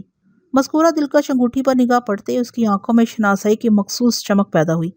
پھر وہ جذبات سے معمور بکھری ہوئی تصدیقی آواز میں بولا، یہ انگوٹھی تو جیرا کی ہے تھاندار صاحب۔ میں ایک آسودہ سانس لے کر رہ گیا۔ جیدہ کے سنسنی خیز انکشاف نے میرے دماغ اور بدن کو بہت زیادہ متحرک کر دیا تھا۔ میں نے زباں بندی کی تاکید کے ساتھ اسے جانے کی اجازت دے دی تاکہ وہ گھر جا کر آرام کر سکے۔ اس کی حالت واقعتاً دیگرگوں نظر آتی تھی۔ وہ میرا شکریہ ادا کر کے رخصت ہو گیا۔ جیدہ کے جانے کے بعد میں نے سب انسپیکٹر کو دوبارہ اپنے پاس بلا لیا اور ٹھہرے ہوئے لہجے میں کہا، فضل داد، جیدہ کو لانے کے لیے تمہیں کوئی بندوبست بھی کرنا پڑے گا، لیکن مسئلہ ابھی تک حل نہیں ہو سکا۔ اب مجھے بخت پور کے ایک وسنیک نذیر حسین عرف جیرا کی ضرورت ہے، تم میری بات سمجھ گئے ہو نا؟ جی ملک صاحب، وہ مستعدی سے بولا، میں جیرا کو پکڑ کر لاتا ہوں۔ میں نے اسے جانے کی اجازت دیتے ہوئے کہا، ٹھیک ہے۔ 2 گھنٹے کے بعد فضل داد خالی ہاتھ واپس آ گیا۔ میرے استفسار پر اس نے بتایا، ملک صاحب، جیرا اس وقت گاؤں میں موجود نہیں ہے۔ وہ کہاں گیا؟ میں نے پوچھا۔ رسول نگر، اس نے بتایا۔ میں نے جیرا کی بوڑھی ماں کریم بی بی سے اس کے بارے میں معلومات حاصل کی ہیں۔ جیرا اپنی چھوٹی بہن رخسانہ سے ملنے رسول نگر گیا ہے۔ میں نے کریم بی بی کو ہدایت کر دی ہے کہ جیرا رسول نگر سے جیسے ہی واپس آئے اسے تھانے بھیج دے۔ یہ ہدایت کافی نہیں ہے فضل داد، میں نے اصراری انداز میں کہا۔ رسول نگر وزیر آباد کا علاقہ تھا اور یہ دوسرے ضلع میں واقع تھا۔ بخت پور سے رسول نگر تک اچھا خاصا فاصلہ تھا۔ سب انسپیکٹر نے میری بات کے جواب میں کہا۔ وہ خاصا الجھ گیا تھا۔ میں سمجھا نہیں ملک صاحب، کیا کریم بی بی نے تم سے پوچھا کہ جیرا کب رسول نگر گیا؟ میں نے سب انسپیکٹر کے سوال کو نظر انداز کرتے ہوئے پوچھا۔ جی ملک صاحب، اس نے اس بات میں گردن ہلائی اور بتایا، کریم بی بی کا کہنا ہے کہ جیرا 12 تاریخ یعنی اتوار کی صبح گھر سے روانہ ہوا تھا۔ میں نے تیز آواز میں استفسار کیا، اور اس کی واپسی؟ اس بارے میں کریم بی بی نے حتمی طور پر کچھ نہیں بتایا، فضل داد نے جواب دیا۔ اس کا کہنا ہے کہ جیرا من موجی اور اپنی مرضی کا مالک ہے، جب اس کا جی چاہے گا لوٹ آئے گا۔ جیرا کے گھر میں کل کتنے افراد رہتے ہیں؟ میں نے ایک فوری خیال کے تحت سوال کیا۔ صرف جیرا، اس کی بوڑھی ماں کریم بی بی، فضل داد نے بتایا۔ جیرا کے باپ اسحاق کا کافی عرصے پہلے انتقال ہو گیا تھا۔ اولاد میں صرف یہی دونوں بہن بھائی ہیں، یعنی جیرا اور رخسانہ جیرا سے 3 سال چھوٹی ہے اور رسول نگر میں اس کی شادی ہوئی ہے۔ جیرا اپنی بہن کے سسرال گیا ہے۔ یہ جیرا کرتا کیا؟ میں نے پرسوچ انداز میں پوچھا۔ اس کے کام کاج کے بارے میں کچھ پتا چلا؟ جیرا نے اپنی پوری زندگی میں مستقل مزاجی کے ساتھ ٹک کر کوئی کام نہیں کیا۔ فضل داد نے برا سا منہ بناتے ہوئے کہا، کبھی یہ کام تو کبھی دوسرا، اور زیادہ تر وہ فارغ ہی رہتا ہے۔ اس قسم کے لوگ خطرناک و ناقابل اعتبار ہوتے ہیں۔ میں نے گہری سنجیدگی سے کہا۔ چودھری حیات علی مرحوم کی حویلی میں اتوار اور پیر کی درمیانی رات نقش سندلی باکس کی چوری والا واقعہ پیش آیا تھا، جس کی رپورٹ اگلی صبح یعنی 13 اکتوبر پیر کو چودھری ظفر نے تھانے میں درج کرائی تھی۔ اسی روز دوپہر میں چودھری حیات کا انتقال ہو گیا۔ یہ سارے معاملات تمہارے علم میں ہیں نا؟ جی ملک صاحب۔ اسی دن میں نے ہاشو کے مکان کے اندر سے مسروقہ سندلی باکس اور ہاشو کی اکڑی ہوئی لاش بھی برآمد کی تھی۔ میں نے اپنی بات کو آگے بڑھاتے ہوئے کہا، میرے تجربے اور مشاہدے کی تصدیق پوسٹ مارٹم رپورٹ نے کر دی، یعنی ہاشو کو 12 اور 13 اکتوبر کی درمیانی رات زہر دے کر ہلاک کیا گیا تھا۔ اس صورتحال میں 12 سے 14 گھنٹے ہمارے لیے بہت زیادہ اہم ہیں۔ مطلب یہ ہے کہ 12 اکتوبر نصف شب سے 13 اکتوبر کی دوپہر تک، کیونکہ اسی عرصے میں یہ سارے سنسنی خیز واقعات رونما ہوئے، جیسا کہ چودھری حیات علی کا سندلی باکس چوری ہونا، ہاشو کا حسرتناک انداز میں موت کو گلے لگانا اور چودھری حیات کا اس دنیا سے اٹھ جانا۔ ہاں بالکل ٹھیک کہہ رہے ہیں ملک صاحب، وہ تذبذب بھری نظر سے مجھے دیکھتے ہوئے بولا، لیکن میں یہ نہیں سمجھ پا رہا کہ آپ کے ذہن میں کیا چل رہا ہے۔ میرے دماغ میں تو مجرم چل رہا ہے فضل داد، میں نے سرسراتی ہوئی آواز میں جواب دیا۔ اس حوالے سے اب تک 2 نام سامنے آ چکے ہیں، نمبر 1 جیدہ، نمبر 2 جیرا۔ لمحاتی توقف کر کے میں نے آسودہ سانس لی، پھر اپنی بات کو مکمل کرتے ہوئے کہا، جیدہ اور جیرا میں صرف دال اور رے ہی کا فرق ہے۔ اگر جیدہ کے دال کو ہٹا کر اس جگہ رے لگا دیا جائے تو وہ جیرا بن جائے گا۔ جیدہ 12 اکتوبر کی دوپہر فرید آباد روانہ ہوا تھا اور جیرا اسی تاریخ کی صبح رسول نگر گیا تھا، یعنی ان ہونچکا واقعات سے پہلے وہ دونوں وقت پور سے باہر نکل گئے تھے، لیکن حالات و واقعات اور شواہد نے ان دونوں کو شک کے دائرے کے اندر قید کر دیا ہے۔ بہرحال میں نے جیدہ سے تو پوچھ تاچھ کر لی ہے اور وہ مجھے قصوروار نظر نہیں آتا، البتہ جیرا کا انٹرویو باقی ہے۔ آپ کی بات میں وزن ہے ملک صاحب، فضل داد سوچ میں ڈوبے ہوئے لہجے میں بولا۔ جیدہ کی چاچی نذیرہ نے اس بات کی تصدیق کی ہے کہ اس کا یہ بھتیجا 12 اکتوبر کی شام سے لے کر 14 اکتوبر کی دوپہر تک اس کے گھر میں موجود تھا، لہٰذا ان واقعات میں اس کا ملوث ہونے کا تو امکان ہو ہی نہیں سکتا۔ مگر یہ جیرا ابھی تک شک کے حلقے میں بند ہے اور اس کے خلاف مجھے بڑا مضبوط ثبوت بھی مل چکا ہے، میں نے گھمبیر انداز میں کہا، اور سب انسپکٹر کو 3 نگینوں والی انگوٹھی کے بارے میں بتانے کے بعد ان الفاظ میں اضافہ کیا، فضل داد میں ہر صورت میں جیرا کو اپنے تھانے کی حوالات میں دیکھنا چاہتا ہوں۔ تم ابھی اور اسی وقت وزیر آباد روانہ ہو جاؤ اور رسول نگر سے جیرا کو گرفتار کر کے یہاں لے آؤ، باقی کی باتیں میں خود اس سے کر لوں گا۔ جو حکم ملک صاحب، وہ فرما برداری سے بولا۔ میں ابھی نکل جاتا ہوں اور چاہے جتنی بھی دیر ہو جائے میں جیرا کو اپنے ساتھ لے کر ہی لوٹوں گا۔ کل کا سورج غروب ہونے سے پہلے جیرا آپ کو حوالات کی آہنی سلاحوں کے پیچھے نظر آئے گا، یہ میرا آپ سے وعدہ ہے۔ اور ایک بات کا خاص طور پر خیال رکھنا کہ یہ معاملہ راز میں رہے، میں نے تاکیدی انداز میں کہا۔ جب تک جیرا قانون کی گرفت میں نہیں آ جاتا کسی کو یہ پتہ نہیں چلنا چاہیے کہ ہم نے اس کے حوالے سے کیا سوچ رکھا ہے، یہ بہت ضروری ہے، سمجھ گا ملک صاحب، وہ پرعزم انداز میں بولا۔ آپ بے فکر ہو جائیں، میں شکایت کا موقع نہیں دوں گا۔ فضل داد کے جانے کے بعد میں نے لنچ کیا، پھر ظہر کی نماز بھی اپنے کمرے ہی میں ادا کی۔ اس دوران میں میرے ذہن کے خفیہ خانے میں تحقیق و تفتیش کا عمل مسلسل جاری تھا۔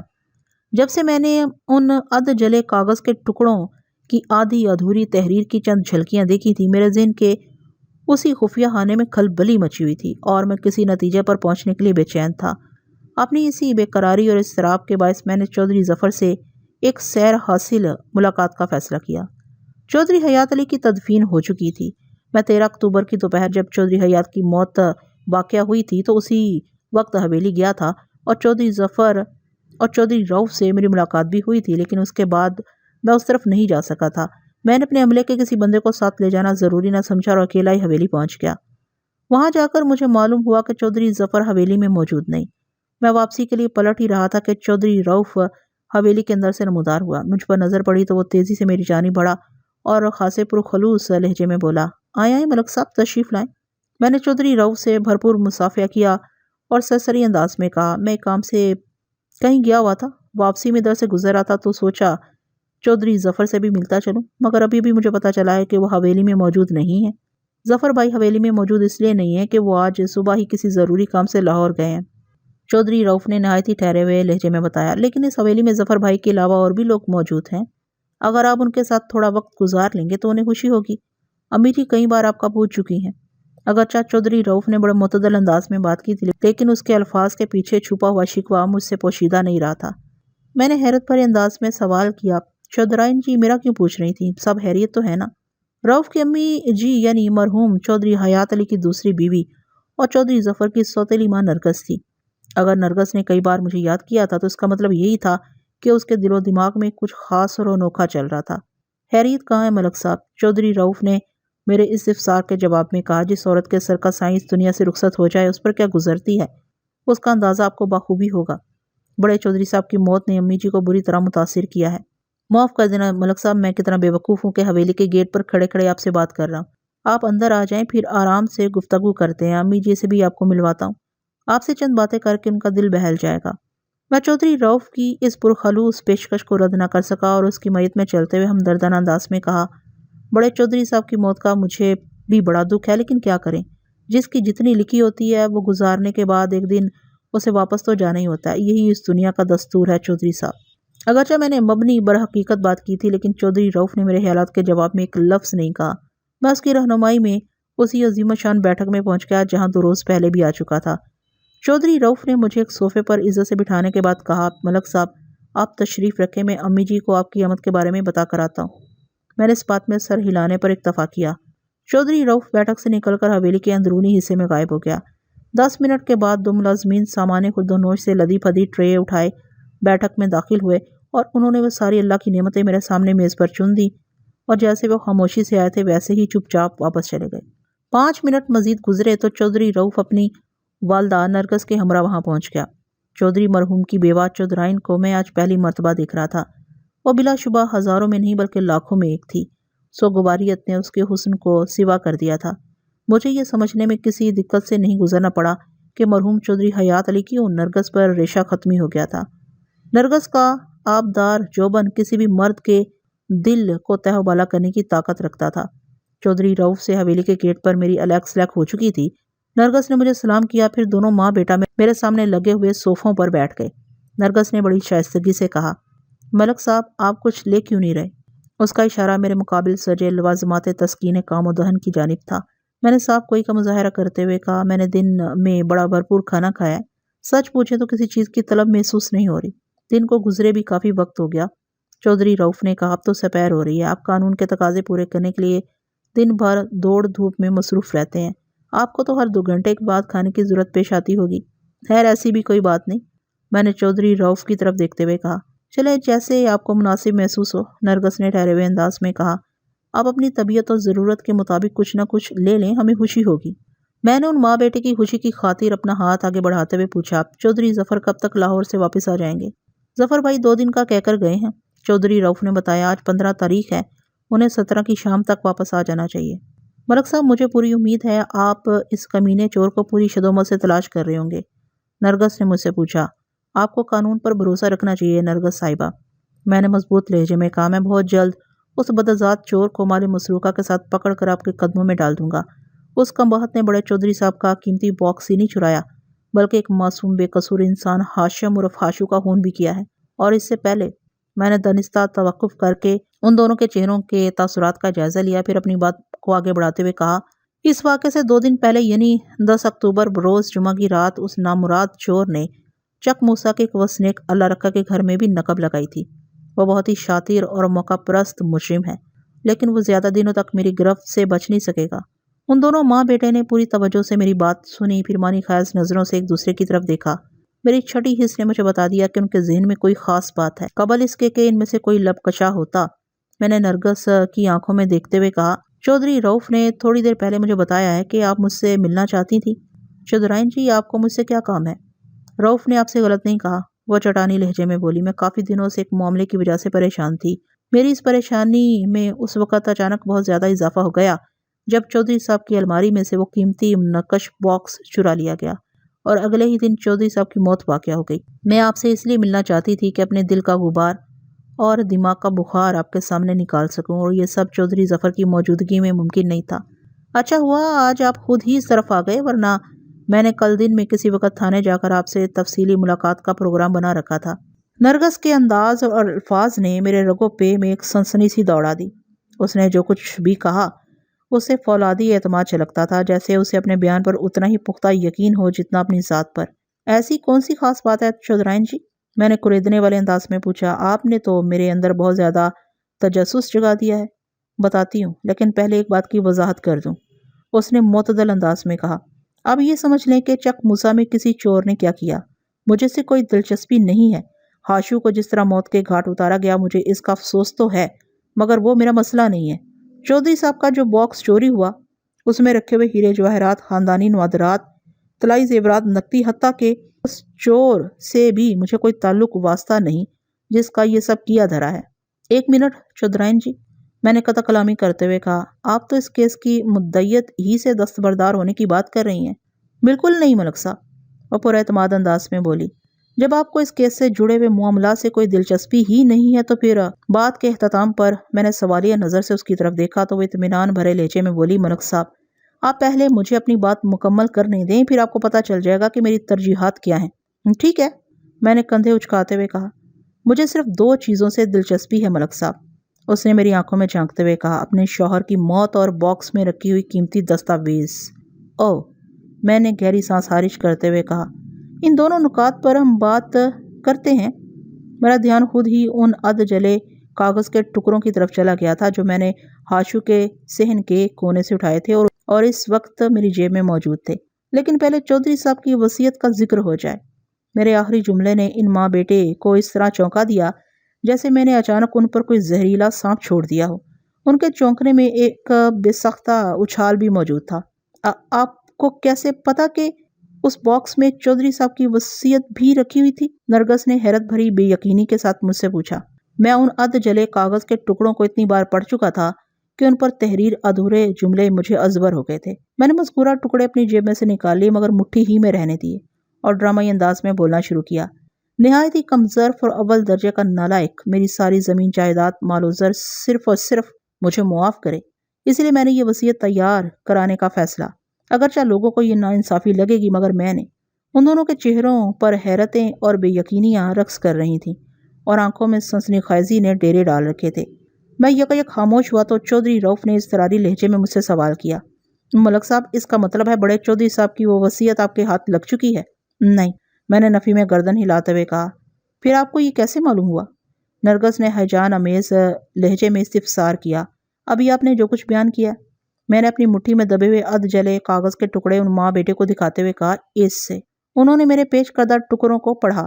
پھر نرگس نے غصیلی آواز میں کہا، اس کا مطلب ہے اس وصیت کو جلا دیا گیا ہے۔ میں نے مذکورہ ٹکڑے واپس اپنی جیب میں رکھے تاکہ سند رہیں اور بوقت ضرورت کام آئیں۔ اس کے بعد میں نے انہیں ہاشو کے صحن کے گوشے میں رونما ہونے والے آتش زدگی کے اس واقعے سے آگاہ کرنے کے بعد ٹٹولنے والے انداز میں سوال کیا، آخر چور نے بڑے چودھری صاحب کی وصیت کو جلا کیوں ڈالا؟ اس میں اس بدبخت کا کیا فائدہ ہو سکتا ہے؟ میں سمجھتی ہوں یہ وصیت اس شخص نے نظر آتش کی ہے یا اس کے حکم پر جلائی گئی ہے جسے اس وصیت کے وجود سے کوئی بڑا نقصان پہنچنے والا تھا، نرگس نے دو ٹوک انداز میں کہا، اور میں پورے وثوق سے کہتی ہوں کہ وہ میرا بیٹا رؤف ہے اور نہ ہی میں۔ چودھرائن جی، میں نے سنسناتے ہوئے لہجے میں کہا، باقی تو پھر چودھری ظفر ہی بچتا ہے۔ حقیقت کی تہ میں اترنا تو آپ کا کام ہے ملک صاحب، وہ عجیب سے لہجے میں بولی۔ اگر آپ اپنے کام کو مناسب انداز میں انجام نہ دے پائے تو پھر میں مجبور ہو جاؤں گی۔ اس نے دانستہ جملہ ادھورا چھوڑا تو میں پوچھے بنا نہ رہ سکا، اب کس کام کے لیے مجبور ہو جائیں گی چودھرائن جی؟ چودھری صاحب کا پوسٹ مارٹم کرانے کے لیے، وہ ایک لفظ پر زور دیتے ہوئے بولی۔ ان کی بیوی ہونے کے ناطے مجھے یہ حق حاصل ہے ملک صاحب۔ تو آپ سمجھتی ہیں چودھری صاحب کی موت طبعی نہیں تھی؟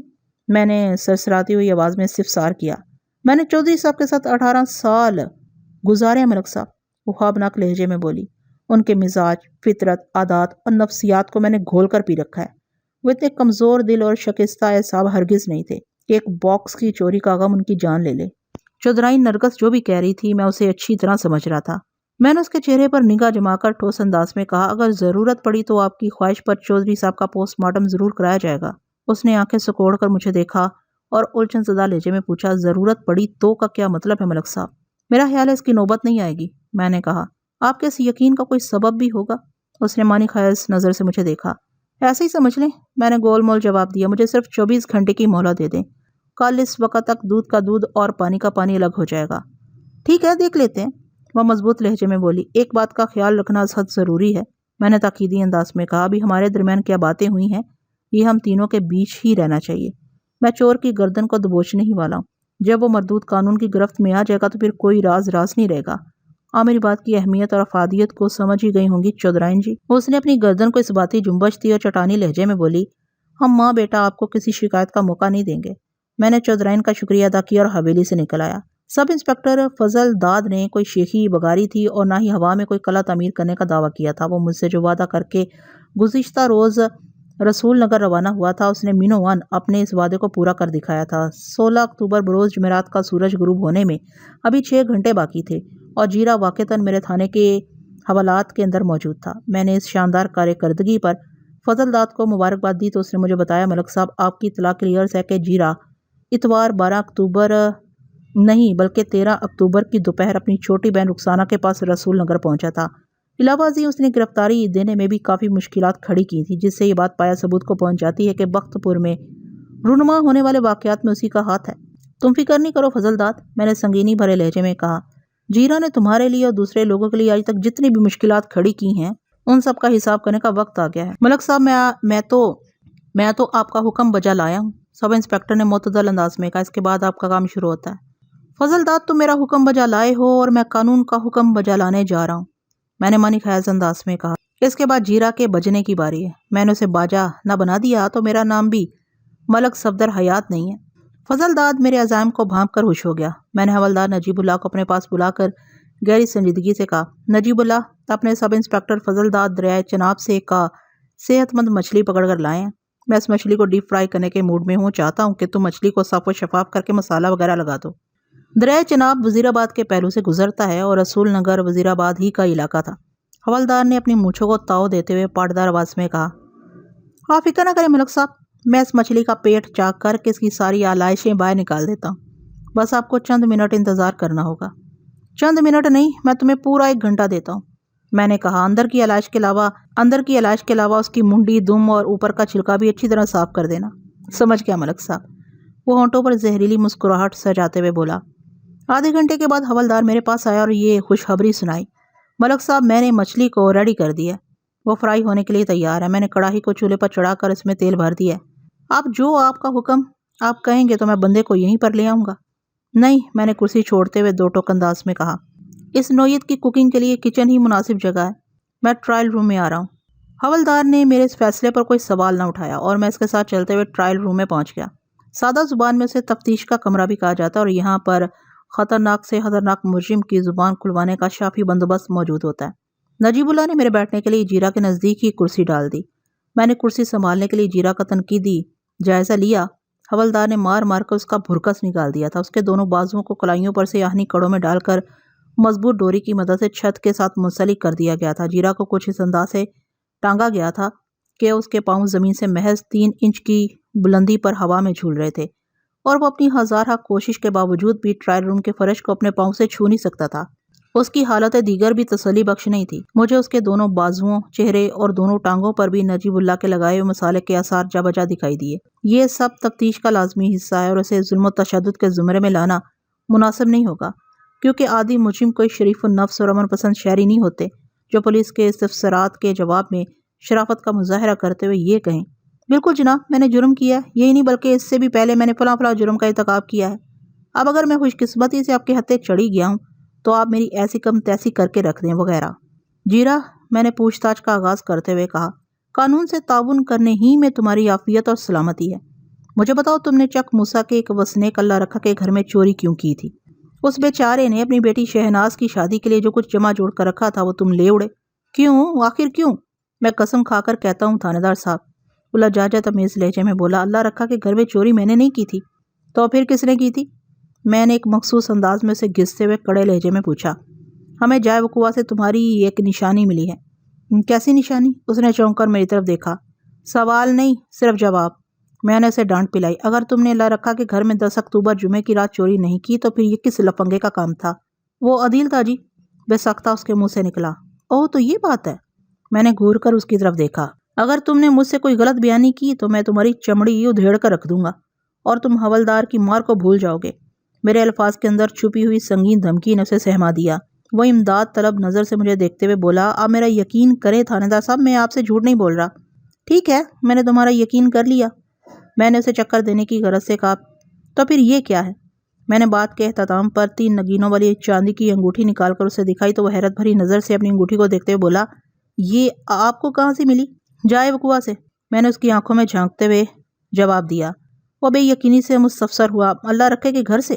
نہیں، ہاشو کے مکان کے کمرے سے، میں نے بات بدلتے ہوئے کہا، جہاں پر تم نے چودھری حیات اللہ کے چرائے ہوئے منقش سندلی باکس کا تالا توڑ کر اس کا تمام قیمتی سامان سمیٹا، کاغذات کو مکان کے صحن میں آگ لگائی اور ہاشو کے کھانے میں زہر ملانے کے بعد چپ چاپ اس کے بیڑے پر سوار ہو کر تم نے دریا پار کیا اور جنگل کی طرف نکل گئے۔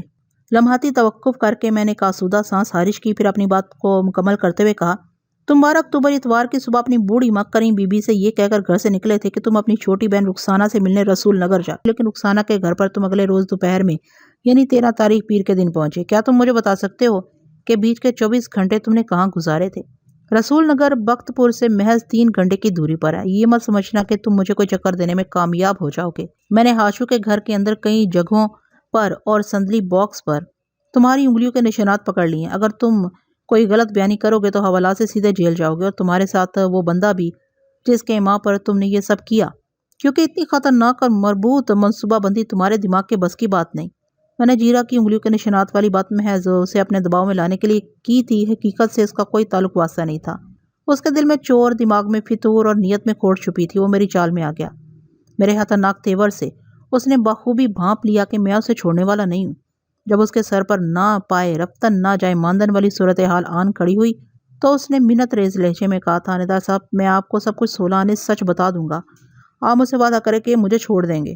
میں مجرموں سے اس قسم کے وعدے نہیں کیا کرتا، میں نے بشگاف الفاظ میں کہا۔ ہاں، اگر تمہارے حلفیہ بیان سے یہ ثابت ہوا کہ یہ سب کچھ تم نے کسی اور کے کہنے پر کیا ہے تو میں وعدہ کرتا ہوں کہ قانون سے بھرپور تعاون کی وجہ سے تمہارے ساتھ قدرے نرم رویہ اختیار کرنے کی کوشش کروں گا۔ اب میں آپ سے تعاون کرنے کو تیار ہوں تھانے دار صاحب، وہ شکست خوردہ انداز میں بولا۔ مجھے اس بات کا احساس ہو گیا ہے کہ میرے لیے قانون کی چھتری ہی سب سے محفوظ پناہ گاہ ہے۔ تو پھر شروع ہو جاؤ، میں نے اس کے چہرے پر نگاہ گاڑ کر کہا، اور وہ شروع ہو گیا۔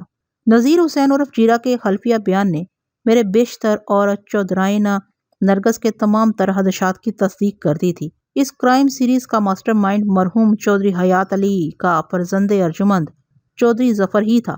اس نے اپنا مقصد حاصل کرنے کے لیے بڑی چال بازی سے چوری سیزن کا ایک ڈرامہ رچایا تھا۔ اس نے اپنے ایک نمک خوار سے اللہ رکھا کے گھر میں چوری کرائی، عدیل کو کچی سڑک کے کنارے چک موسیٰ سے بخت پور آنے کو کہا تاکہ پولیس کی تفتیش اس نتیجے پر پہنچے کہ اللہ رکھا کے گھر میں چوری کرنے والا چک موسیٰ سے بخت پور آیا تھا۔ یہاں سے عدیل ایک سائیکل پر سوار ہو کر واپس چک موسیٰ چلا گیا تھا، اس لیے بخت پور میں کہیں بھی کھوجی غفور حسین کو چور کا کھرا نہیں مل سکا تھا۔ جس سائیکل کا میں نے ذکر کیا وہ پروگرام کے مطابق بخت پور کے باہر کچے راستے پر پہلے سے رکھ دیا گیا تھا۔ عدیل کا کردار یہاں پر ختم ہو جاتا تھا۔ اس کے بعد چودھری ظفر نے اپنے دوسرے نمک خوار جیرا سے کام لیا تھا۔ دراصل جیرا کا کردار 2 حصوں پر مشتمل تھا۔ اول، نہایتی ہوشیاری کے ساتھ جیدہ کا 4 خانے والا سبز رومال چرانا تاکہ پولیس کو مس گائیڈ کیا جا سکے۔ دوم، ہاشو کے گھر سے لے کر جنگل تک کے معاملات کو کنٹرول کرنا۔ منقش سندلی باکس کو حویلی سے نکالنے میں چودھری ظفر ہی کا ہاتھ تھا، البتہ ہاشو کے کھانے میں زہر ملانا، باکس کے تالے کو توڑ کر اس کے سامان کو باہر نکالنا، کاغذات کو صحن میں نظر آتش کرنا اور سب کچھ سمیٹ کر جنگل کی طرف نکل جانا جیسے سارے مذموم کام جیرا نے چودھری ظفر کے حکم پر کیے تھے۔ یہ کسی کے وہم و گمان میں بھی نہیں تھا کہ چودھری حیات علی کی وصیت کے جلے ٹکڑے چودھری ظفر کے جرم کے تابوت میں آخری کیل ثابت ہوں گے۔ اسی شام میں نے چودھرائن نرگس کو یہ خوشخبری سنا دی کہ اس کے خامند کی لاش کی بے حرمتی کرنے کی نوبت نہیں آئے گی۔ وہ دونوں ماں بیٹا میری پیشہ ورانہ کارکردگی پر بہت مطمئن اور خوش تھے۔ آئندہ روز یعنی جمعہ 17 اکتوبر کی شام میں نے چودھری ظفر کے استقبال کے لیے حویلی کے اندر ہی ڈیرا ڈال دیا تھا۔ نرگس اور روف نے اس بات کی کوشش کی تھی کہ میرے اس آپریشن کی بھنک تک ظفر کی بیوی صفیہ اور اس کے بچوں سلطان و خالدہ کو نہ پڑے۔ اس مشن کو راز میں رکھنے کے لیے مجھے حویلی کے ایک محفوظ حصے میں چھپا دیا گیا تھا، اور وہ جگہ تھی مرحوم چودھری کی خوابگاہ جہاں سے وہ سندلی نقش باکس چرایا گیا تھا۔ لگ بھگ 8 بجے رات چودھری ظفر حویلی میں داخل ہوا اور 9 بجے رات وہ میرے تھانے کی حوالات کے ٹھنڈے ٹھار کھردرے فرش پر بیٹھا ہوا تھا۔ چودھری کو گرفتار کرنے میں مجھے جن مشکلات کا سامنا کرنا پڑا آپ بخوبی ان کا اندازہ لگا سکتے ہیں۔ ایک طاقتور چودھری کو اس کی حویلی سے اٹھا لے جانا کوئی معمولی بات نہیں تھی اور یہ غیر معمولی کام میں نے کر دکھایا تھا۔ چودھری ظفر پوری رات حوالات کے فرش پر بیٹھا مجھے خطرناک نتائج کی دھمکیاں دیتا رہا۔ میں نے اس کی خوفناک دھمکیوں کی کوئی پرواہ نہیں کی، لیکن جب اس نے تمام اخلاقی حدود کو پامال کرتے مجھے اور پورے پولیس ڈپارٹمنٹ کو مغالطات میں تولنا شروع کیا تو میں نے اپنے حوالدار کو بلا کر کہا، نجیب اللہ، یہ نیا حوالاتی بہت بھوکا اور پیاسا ہے، تم ذرا اس کی خاطر مدارات کا بندوبست تو کرو۔ حوالدار مانی خیز انداز میں گردن ہلاتے ہوئے حوالات کی جانب بڑھ گیا۔ تھوڑی ہی دیر میں چودھری ظفر کی چیخیں میری سما خراشی کا باعث بننے لگی۔ بڑے سے بڑا مجرم بھی جب اپنے جرم کے ٹھوس ثبوتوں کے ساتھ پولیس کے ہتھے چڑھ جاتا ہے تو پھر اس کی ساری پھرتی اور چالاکی تمام شدھ ہو جاتی ہے۔ ظفر کے ساتھ بھی یہی ہوا۔ میں نے ہفتہ 18 اکتوبر کا پورا دن تھوڑے تھوڑے وقفے سے اسے ایسا رگڑا دیا کہ وہ اقبال جرم کرنے پر مجبور ہو گیا۔ میرے پاس کوئی اور راستہ ہی نہیں بچا تھا، اس نے بھپرے ہوئے لہجے میں کہا۔ ابا جی مجھے نہایت ہی نکما اور نکارا سمجھتے تھے۔ ایک روز ان کے منہ سے نکل گیا کہ وہ اپنی وصیت میں سب کچھ رؤف اور نرگس کے نام کر دیں گے۔ بس اسی دن سے میں نے اپنا حق حاصل کرنے کے لیے سوچنا شروع کر دیا تھا۔ بس مجھ سے ایک غلطی ہو گئی۔ میں نے اس ابن ابلیس کی آنکھوں میں دیکھتے ہوئے درشت لہجے میں استفسار کیا، کون سی غلطی؟ ابا جی کے نیم گرم دودھ میں زہر ملانے تک معاملہ ٹھیک تھا۔ وہ بے شرمی اور صفاقی کی آخری منازل کو چھوتے ہوئے ڈٹائی سے بولا، مجھے سندری باکس کو نہیں چرانا چاہیے تھا۔ بس اگر میں اس کے اندر رکھی ہوئی وصیت کو غائب کر دیتا تو ابا جی کی موت کے بعد ازرو قانون وراثت مجھے بہت کچھ حاصل ہو سکتا تھا، مگر کا وقت تو بیت گیا چودھری ظفر، میں نے نفرت بھرے انداز میں کہا۔ تم نے جو کیا اس کی سزا تمہیں مل کر ہی رہے گی۔ اگر تم پھانسی لگنے سے بچ بھی گئے تو ساری زندگی جیل کی کال کوٹری میں ہی گزرے گی۔ وہ بجھی ہوئی گھائل نظر سے مجھے تکنے لگا۔ تو ناظرین، آپ کو یہ کیس کیسا لگا کمنٹ باکس میں ضرور بتائیے گا اور چینل کو سبسکرائب کرنا ہرگز مت بھولیے گا۔ اگر آپ کو یہ کیس پسند آیا تو ویڈیو کو لائک کر دیجیے گا۔